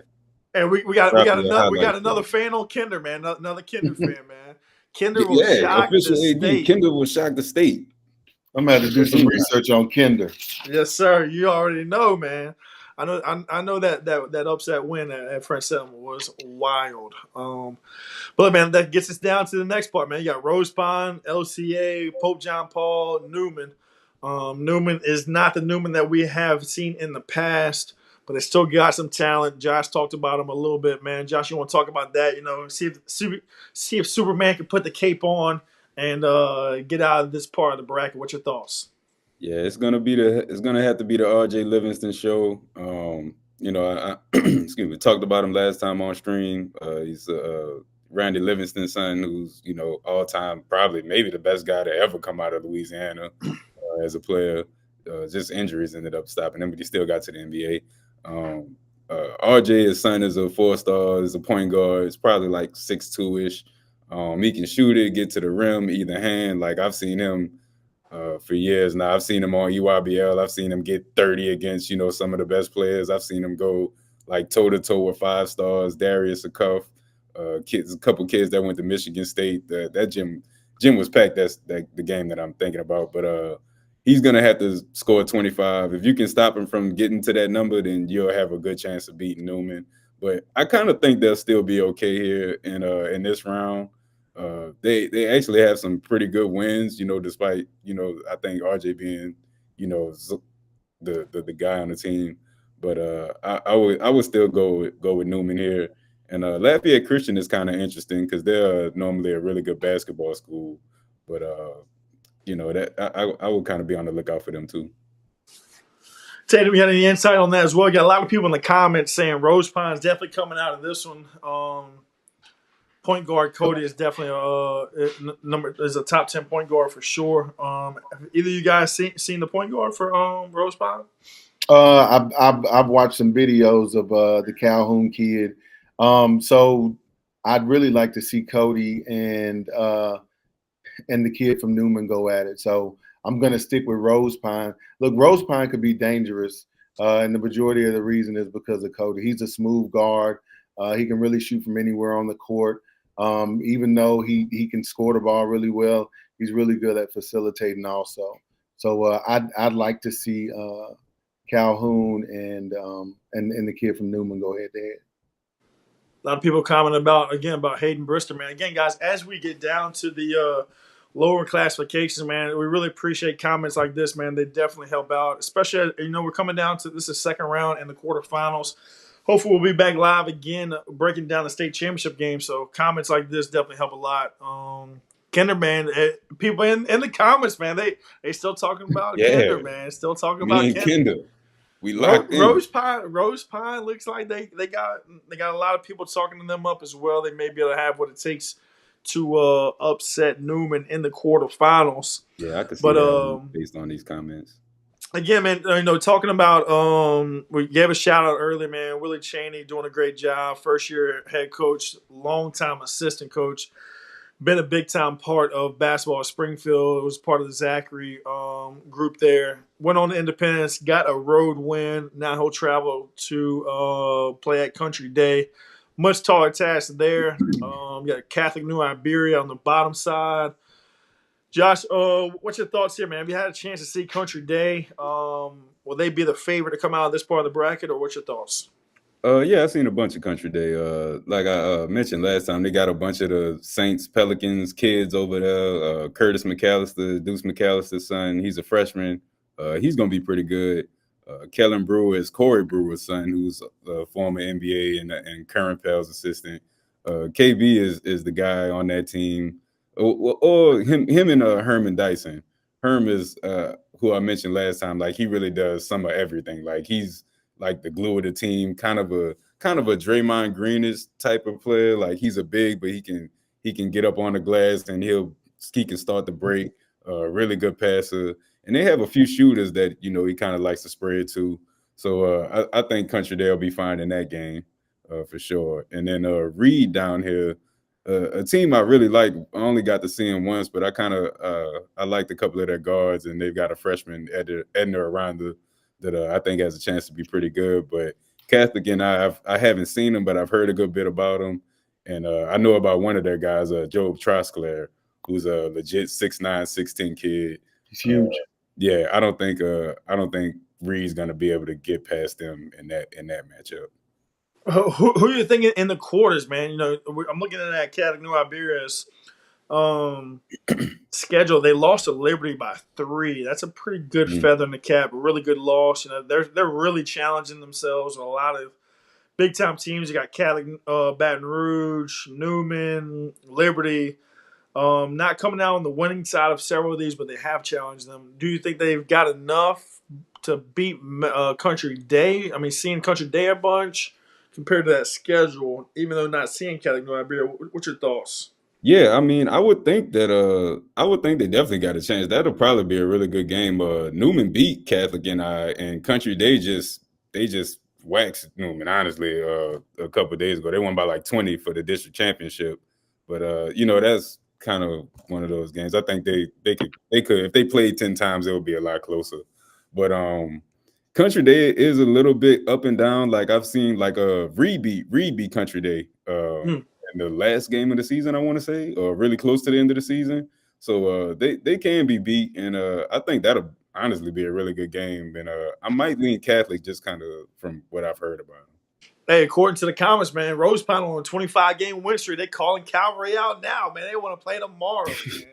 They want to play tomorrow, man. Be careful what you ask for, man. That's all I'm gonna say, man. Shout out Hey, to at Rose Reston, Pine. we wanted it, man. They put a 15 piece on us at the house. I love it, man. Look, Taylor, man, you got anything you want to add on this part of the bracket, man? I don't know any of these teams, boss. That's all right, man. That's all right, man. We're gonna keep it moving, man. Again, guys, comment anything, man. Let us know. Keep us updated, especially as we get to the smaller classifications. The more comments, the better. De La Salle home game, man. Again, Mardi Gras Day at 5:00. That's tomorrow at 5:00. There's no parades going on tomorrow at 5:00. That's gonna be tough, I would imagine, huh? Hey, I was gonna go to Orpheus. Now I might have to go to that. now we got Geo next, man. New up and coming program. Can they knock off the next? I mean, the big brother and Dunham. I'm not sure. Josh, man, what's your thoughts, man? You got Thomas, Jeff, De La Salle, and Dunham on the bottom side. Who you see coming out? Yeah, I've seen 2 of the 4 here. I don't think Dunham's gonna have any trouble in that bottom matchup. Elijah Haven, 5-star quarterback. He's a sophomore, but he's big. Like, he's like 6'5", probably like 220 already. He's a force down there, and they've even got guys around him. AJ Olivier is a really good point guard for them, and they're pretty deep. So I don't think they'll have too much trouble in that round. And then I haven't seen Thomas Jefferson, but De La Salle's a team I'm pretty familiar with. They got 3 young guys that are really good. Levon Gibson is a junior. He's probably the best of the bunch. He's like a 6'4", 6'5" kid. He can play above the rim. He can really get hot from 3. Like, I think he's had a few games this year where he's hit like 5 threes. Same thing with Chase Barker, who's a freshman, but he can really go. Chase is a sophomore. Chase Barker's a sophomore, and Manny Young is a sophomore, and they're 2 really good guards. Gibson is a little bit more of a wing, but I don't think De La Salle will have too much trouble in that game either. And I would probably lean Dunham in the quarters. Dunham in the course. Man, Tatum, before you add anything here, man, we got a question in the chat, man. They're saying, what about Ville Platte, man? We ain't talking about Ville Platte. And I don't think he realizes Ville Platte's playing Richwood. So we was hot on Richwood, man. Let Ashton know, man, what's going to happen in that game, man. I'll stir the pot a little bit. They got something for sale. They sell it over there at Super One. It's over in the kids' aisle. It's called baby food. Ain't nobody beating Richwood. There you go, man. I love it, man. I love it, dude. And that's all it's all about, man. We're just trying to get the conversation started, man. And Ville Platte's had a hell of a run, man. Big time win at home last round, but unfortunately they run into a red hot Richwood in the next round, man. That's why we kind of kept it moving on Ville Platte. Ain't no disrespect, but here we go with this part of the bracket. Tatum, you got anything you want to add here, man? Or is Dunham just going to be one of those teams that, like Josh says, rolls through here? I don't think Dunham's going to have any problems. I'm looking forward to seeing them play against Cavalry. I'm looking forward to see them play Cavalry. I will say I think De La Salle has a shot against Dunham. I really like those 3. And I could see him giving Dunham a run in that game. I like it, man. Hey, they letting you know, man. Ville Platte's red hot, man. They you got them fired up, man. You got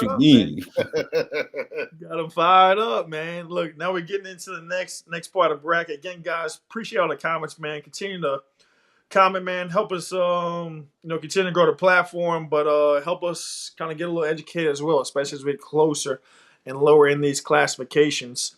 Getting into the next part of the bracket, got Division 4 non-select. White Castle with a big win at home. Again, beautiful new gym over there, man. That is much needed for them, man. They're rocking and rolling. Can they upset West St. Mary's and advance to the quarters? Venting too much, man. Tatum, Josh, have y'all seen any of these teams, man? What's y'all's thoughts? I haven't seen any of these schools. Yeah, same here. I haven't seen any of these guys. You got them fired up now, man. You got them fired up in the comments, man. Ville Platte. Hey, we got something down. They different over there, man. Ville Platte's cut different, man. Hey, that's a fun place to play at. It's a fun. They take basketball super serious over there, man. So we appreciate you tuning in, man. We're just gonna keep it moving, I guess. I think Benton's definitely, obviously, the favorite here. But if White Castle's anything like White Castle's been in the past, definitely a team to keep an eye on, man. They as well. They're another group, man. They're gonna shut the gas station down. They're gonna shut the one red light down. They all gonna show up to the game. We got Arcadia here, man. Lake Arthur had a big win as they advanced. Arcadia took care of business in the first round. What's your thoughts here, man? Tatum, have you had a chance to see Arcadia on the boys' side? I have. I've watched Arcadia play. I've watched Arcadia play a few games. Arcadia has a really active big and a kid that plays the 2 guard that's really tough. They got a new coach this year, so he has those boys playing really good basketball. I like the schedule that Arcadia played, so I'm taking Arcadia in that matchup against Dale High. Dale High. I haven't seen Lake Arthur or Faraday though. Hey, Faraday played the one and only Richwood and lost to them by 18 last game of the season. So they at least trying to challenge themselves and see where the bar's at. Josh, you seen any of these teams? You got anything you want to add with this one? No, I haven't seen any of these guys, but just looking over Faraday's schedule real quick, Curtis handled them pretty good by 20 something, and then they also lost to Reed. So Reed with another good run in here, and lost to Madison by a good bit. So I don't know. I guess I don't see a ton of really good wins in here. So I don't know. Maybe this might be Arcadia's bracket. You got Arcadia coming through. I like it, man. Let's keep it moving again, guys. In the comments, man, feel free to comment, especially as we get lower in the classification. We'll definitely be relying on you guys a lot. We got Lakeview here, man. Lakeview getting it done on the girls' side. They're the 1 seed in this bracket. They're a 3 seed on the boys' side. Josh, we had talked about it. North Central being one of those teams that just kind of gets it done year in, year out. They're back in it again, second round game here. What's you guys' thoughts on this part of this bracket? I don't know any of these schools. Yeah, I don't know any of these schools either, but I mean, just like you mentioned, I know North Central is always just really scrappy. They just probably one of them teams that got people that want to guard you for 94 feet.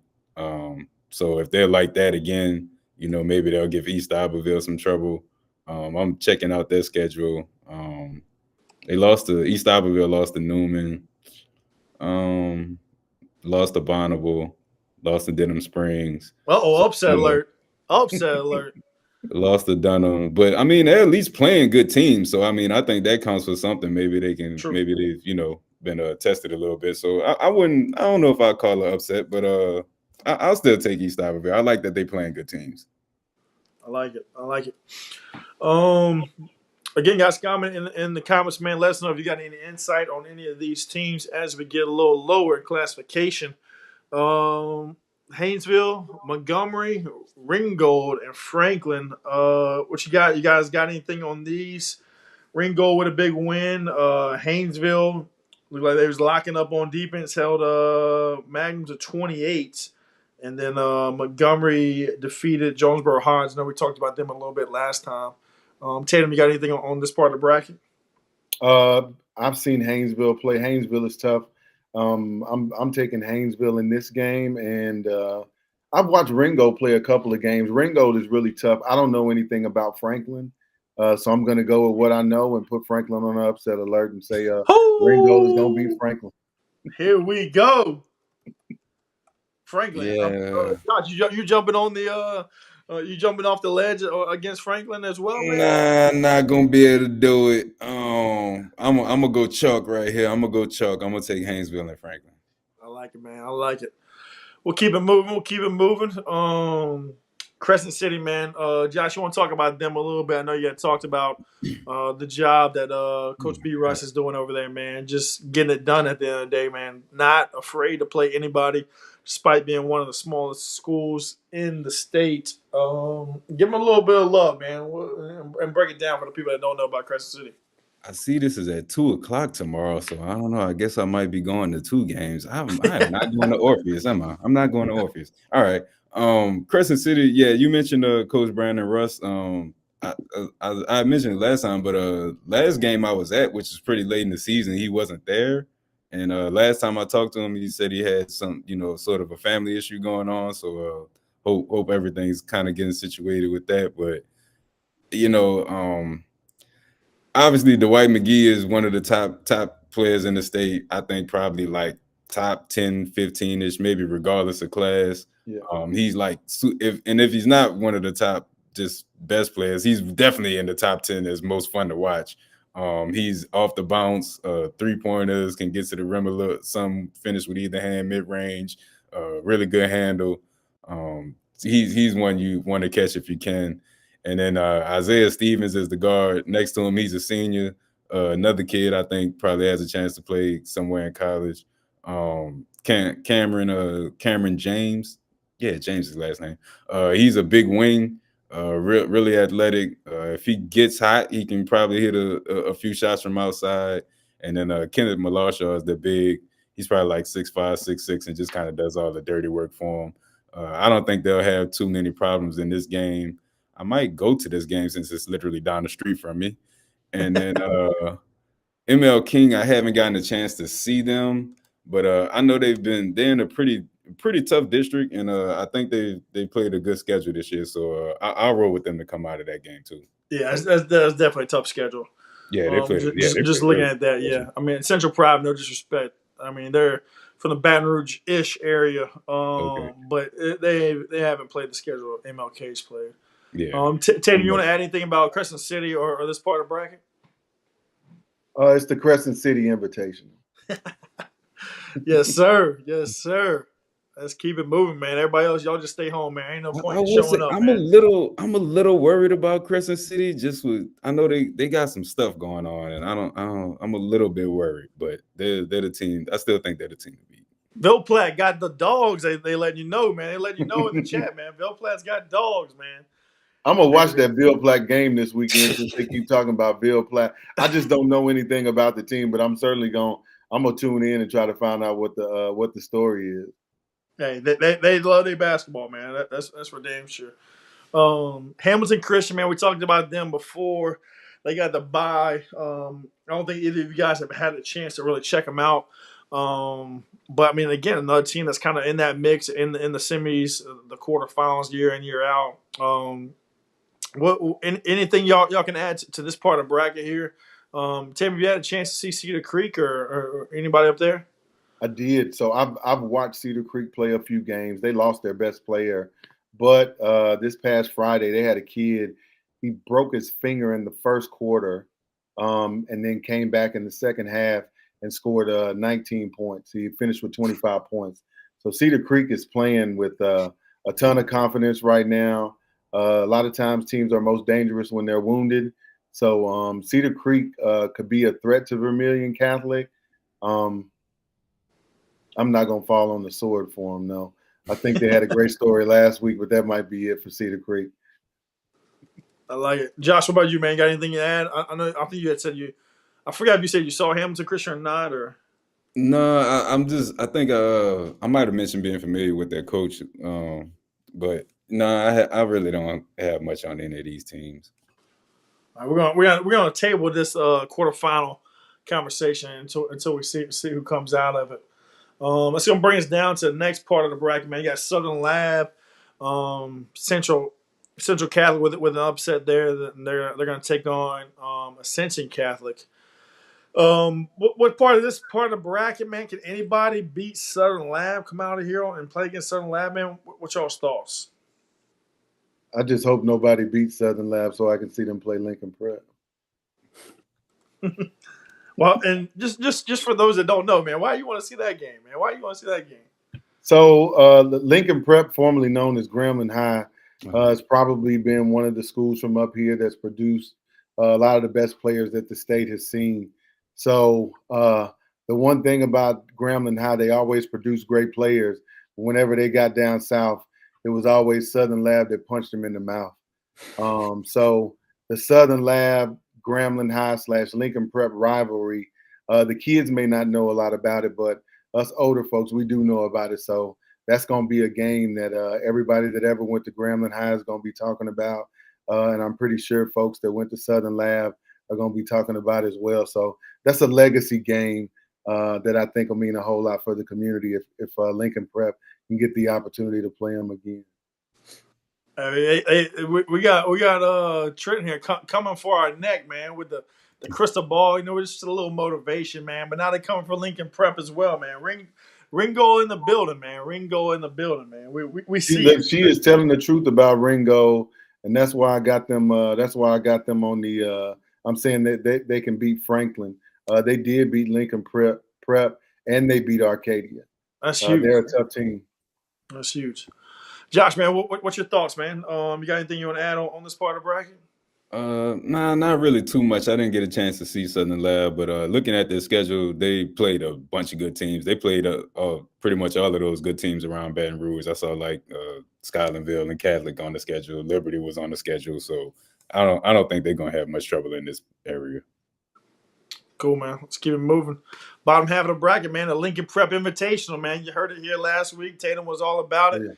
Looks like Lincoln Prep's just gonna walk through. Everybody else, y'all can just stay home, man. Ain't no point in showing up. But you want to double down on that, Tatum, or I'm gonna what, go what ahead you and got double right here? down on it. Lincoln Prep is one of the toughest defensive teams that I get the opportunity to watch play basketball. Coach Hudson has those guys playing defense at a really high level. It literally, I think I said it last week, it looks like they have 6 players on the court. If anybody has to go to Lincoln Prep to play a game, the gym is going to be packed. They've got a new gym out there. Lincoln Prep is just tough to beat. The player to watch on that team is Joseph Spann. They call him Trey. And they've got another player, Devin Burton, who's really been playing well. Marjay Young has come on and picked up his scoring. He's picked up his scoring the second half of the season. And then there's another kid, Fredrion Payne. He's hit some big shots for Lincoln Prep down the stretch. Is he related to Fred Payne? Oh, that's his baby boy. That's you talking about? So that's Fred Payne that was at Lincoln Prep. That's at Boston College right now. Yeah, that's his little brother. That's his little brother. Okay, That's his yeah, little brother. I remember Fred. Yeah, Yep. Okay. So Fred's little brother is over there too. Lincoln Prep is hard to beat. Lincoln Prep is a squad full of hoopers that the coach is taught how to defend and play the game of basketball. So give me Lincoln Prep coming out of this one. Josh, man, unless you want to get raped over the coals in the comments, man, you going Lincoln Prep as well, or Yeah, I'm going Lincoln Prep. They're not about to get me. I got it. Plus, you got Fred, little brother, on the team. I'm sold. I love it, man. Look, we're gonna jump into the last two Class B and Class C, man. Again, as they get smaller classifications, it's a lot more difficult to get out and see all these teams, man. So, guys in the comments, if you've seen some of these teams, like the person was talking about Ringo, man, that's a lot of good information there. If you've seen any of these teams in Class B and Class C, man, comment those. Let us know, man. Lacassine, they're going to take on Fairview, second round game. I'm trying to see if those teams have played each other. Lacassine is just on an absolute tear, man. They've already beat Fairview by 30. That was much earlier in the season. Lacassine lost his first game of the year and hasn't lost since. Just kind of looking at the schedules, even not seeing the teams, man, do y'all think anybody can compete with Lacassine, or will they just kind of rock and roll through these next two games? We'll see them in Lake Charles. I haven't seen any of these schools play.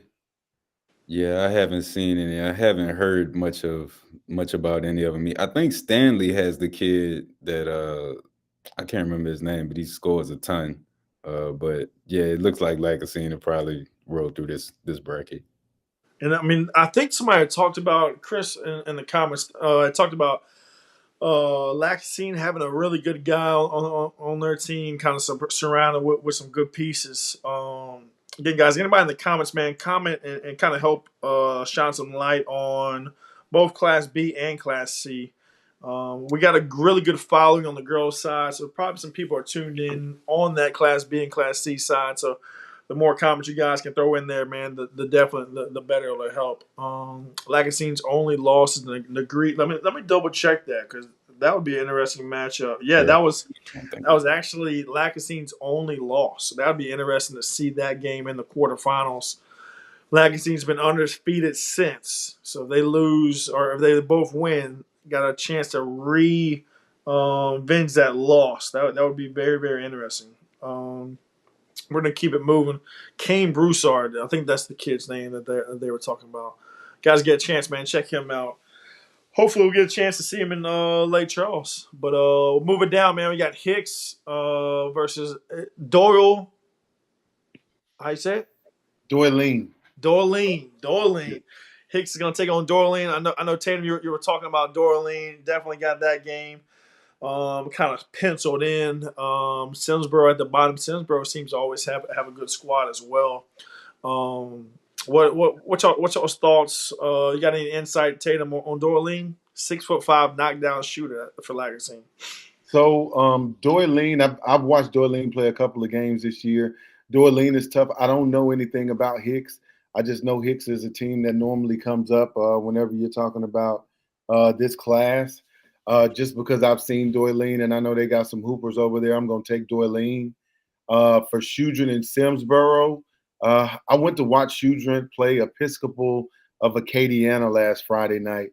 Small town basketball at its finest. Shudrint has got a kid named Carson Carrico. He's a shooter. He's had 10 3-point games, 8 3-point games. They couldn't do anything to stop the kid. They were face guarding him, and he was still out there getting buckets. Carson Carrico is the real deal.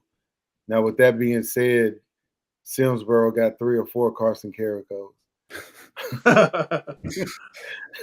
They're going to play each other on Tuesday night. Simsboro and Shudrint are on the opposite sides of Ruston. So this is going to be the game that brings those two communities together. I don't even know if the gym is going to be able to be big enough to hold all of those people, but that's probably going to be the biggest game of Tuesday night for the area. I'm going to go with Simsboro. I love Shudrint. I get the opportunity to talk to the coach whenever I interview him, but Simsboro is going to be too much. Their point guard is a kid that I look to play at the next level in Tremarian Smith.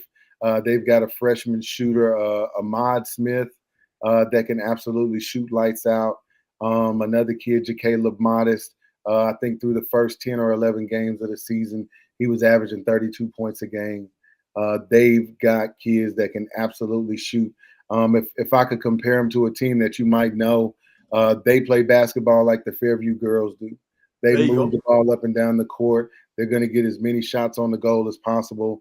And the only thing you got to wait is for one of them to get hot. They had a bench player at a game I went to a couple of weeks ago. First player off the bench came in, hit 8 3-pointers in the second half. So they can shoot it. They got them on standby. I see that, man. I mean, they got a shooter in the building. Everybody down, man. Everybody on the ground, man. That's 8 all in the second half, Josh. Somebody in New Orleans doing that? I'm just asking. We got too much to do, man. People ain't in the gym like that. I'm putting it out there, man. We got too much to do in the city. But a couple of the ones we had, they kind of had some down years this year. So off the bench, coming off the bench. Not off the bench. No, not off the bench. You shooting like that in the city, man. You gonna have a starting spot on one of these squads, man. Again, guys, appreciate the comments, man. Chris, hey, I'm leaning heavy on you, man. Chris the Ball's taking notes, man. Chris, I need some more insight on the teams in the area, man. What's Anna Coco got? Anybody in the area in these classes? Chris, go and let us know, man. Let us know in the comments. Tatum, you had talked a little bit about Zawali Tamale, man. Zawali Tamale, going to get it done, man. They're going to give me my Zawali Tamales, man. They got a kid over there. I don't think anybody's going to be able to stop. I think Zawali rolls in their bracket.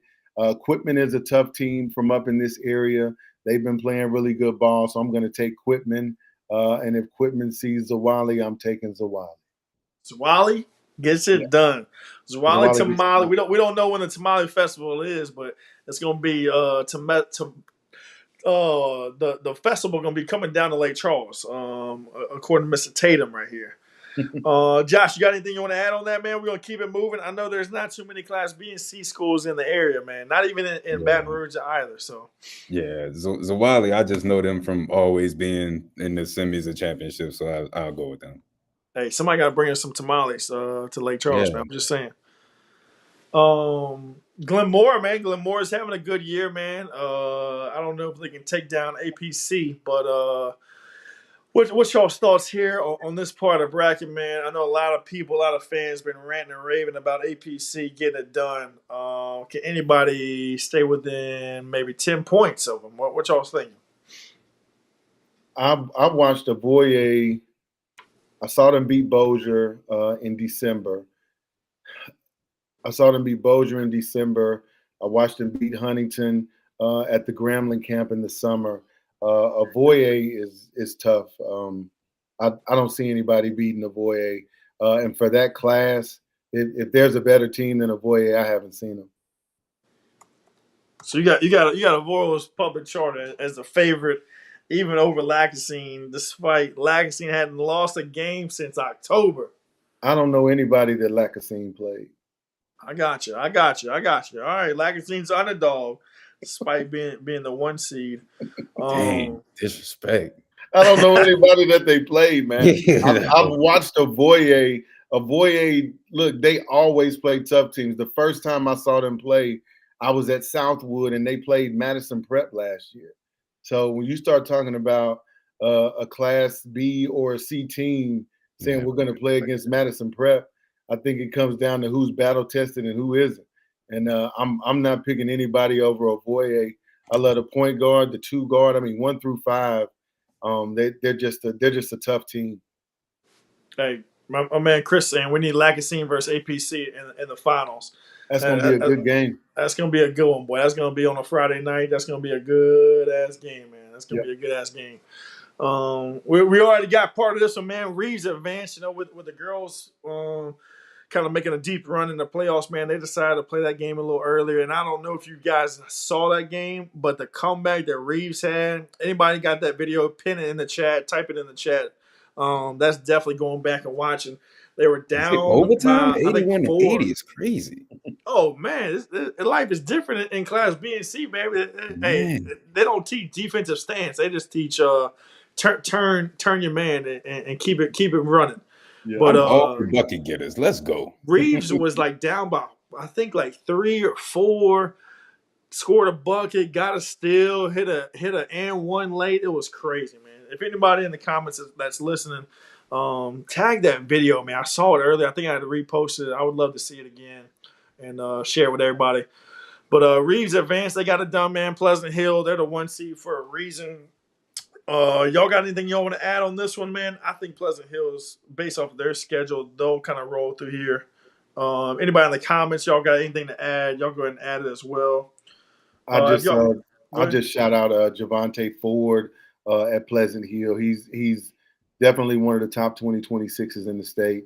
I've seen him in the gym working. I went to a gym in Shreveport, and the kid was just in there knocking down everything that he was throwing up, sweating, working hard. So give me Pleasant Hill and Javante Ford. Oh, Chris, that was your son that got the steal in the 3. That's crazy. So, man, that's what's up. So they were down 75-80, and they came back and won 81-80. That is crazy, dude. I couldn't even imagine it. Chris, you got the video on that? If you do, man, tag it or post it. I saw somebody else had posted that, man. It just happened so freaking fast. It happened so fast. Georgetown, another team that already played. Man, shout out to Maripol, dude. Maripol lost their coach. He had resigned, and so they went in with a new coach that just got it done, man. I can't remember the last time Maripol won a playoff game or even really had a playoff game, man. So to win one right there, man, that's huge home win. They'll advance and play Family Christian. Well-coached team there. Family Christian's probably the favorite. Have either y'all seen either of these teams here? I would probably lean towards Family Christian to take care of business at home. I saw the girls, but not the boys. Again, man, one of those groups where coached by the same guy, man, coaches both boys and girls, man. Coach Steve Rochelle does a great job, man. He's definitely going to have him ready. Maripol's just not on that level just yet, man. So Family Christian will probably cruise on to win that one. It gets us down to the bottom side. We got Gibbsland Coleman, man. Phoenix, man. Shout out to Coach Giles. I saw him. He was in here earlier. What's your thoughts, man? Josh, you hadn't had a chance to see Phoenix, man. We might have to give Phoenix a little bit of love, man. Give Coach Giles a little bit of love. Another guy that coaches both boys and girls, man, doing it at a high level. I kind of been having my eye on him for like the last couple of years, but never just got a chance to see him. I think I mentioned the kid last time, Rondell Battle.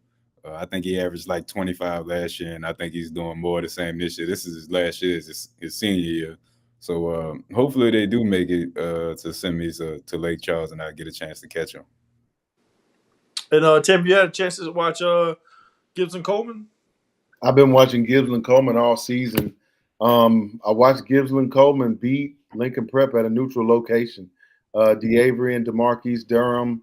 The name makes them sound like brothers, but I think they're cousins. They've got another kid over there that's a shooter. They've got a young kid they bring off the bench that can hit shots. I'm taking Gibb. Gibb has got championship pedigree. Gibb plays a tough schedule. They played against Ruston and played Ruston pretty tough. They played against Minden.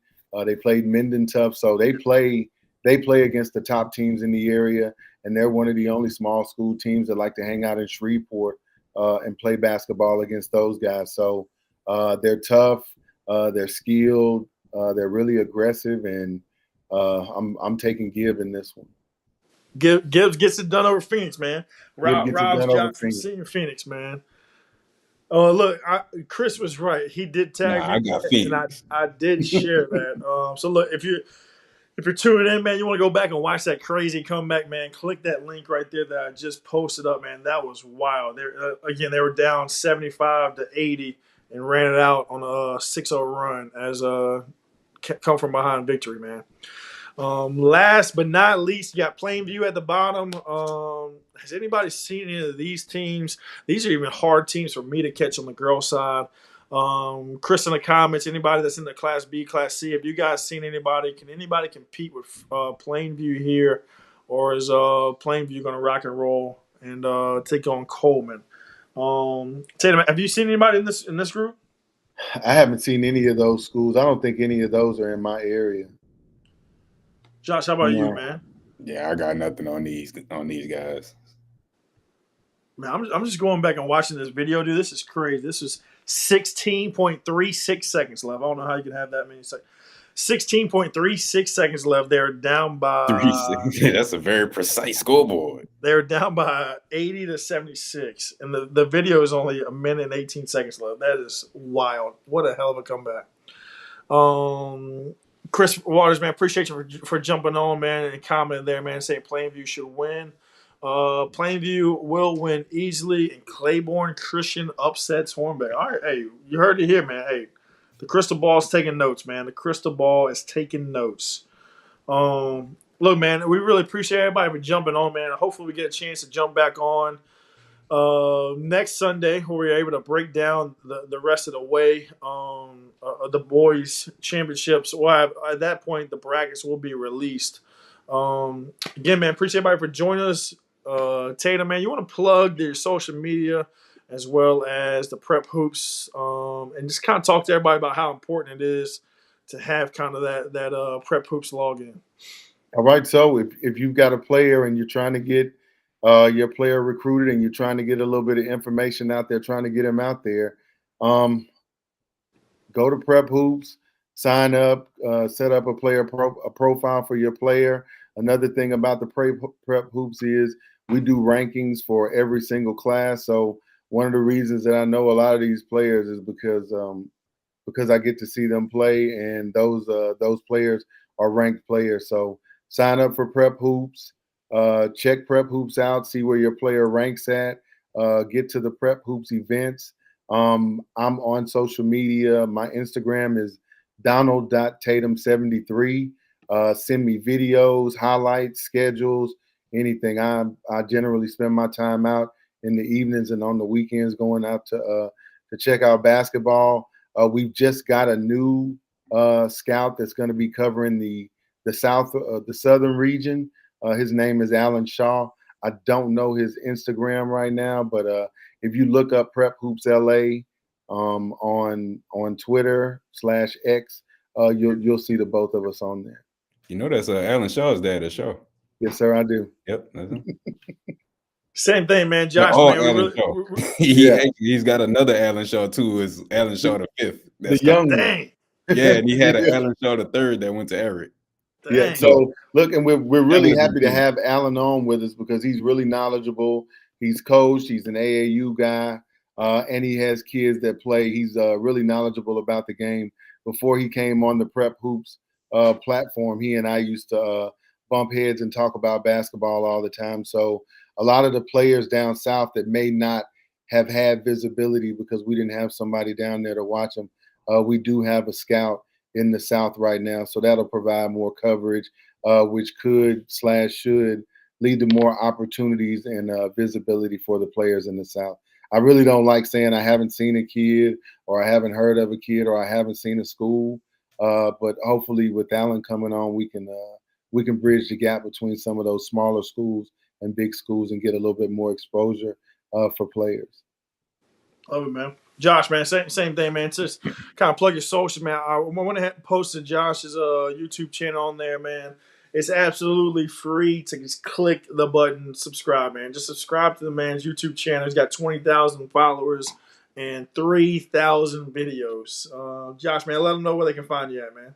Yeah, like Chris said, he just dropped the link there. It's Josh Preston's video vault on YouTube, or you can just search my name on YouTube. It'll probably come up. Been doing it for a while now. You can also get a membership. It's $10 a month. You get the games early. You get full games. Every now and then I'll put out a full game, but normally I keep those for the members. You can find me on Instagram, Twitter, TikTok, all that good stuff. It's all J Preston Sports. It's J Preston Sports 504 on TikTok.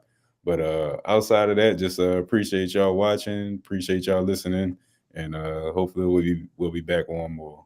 Hey, they gonna find you on the sidelines, man. I'm just saying, man. Y'all been saying some controversial things, man. So let them know. Let them know when you see him. Like if Bill Platt comes down there and upsets anybody, man, just let them know where Tatum's at, man. But look, man, I really appreciate y'all, man, for jumping on, man. Appreciate y'all for taking again 2 hours out of y'all's time on a Sunday, man, to help just grow the game of basketball, man. We'll definitely look to jump back on Sunday as the boys.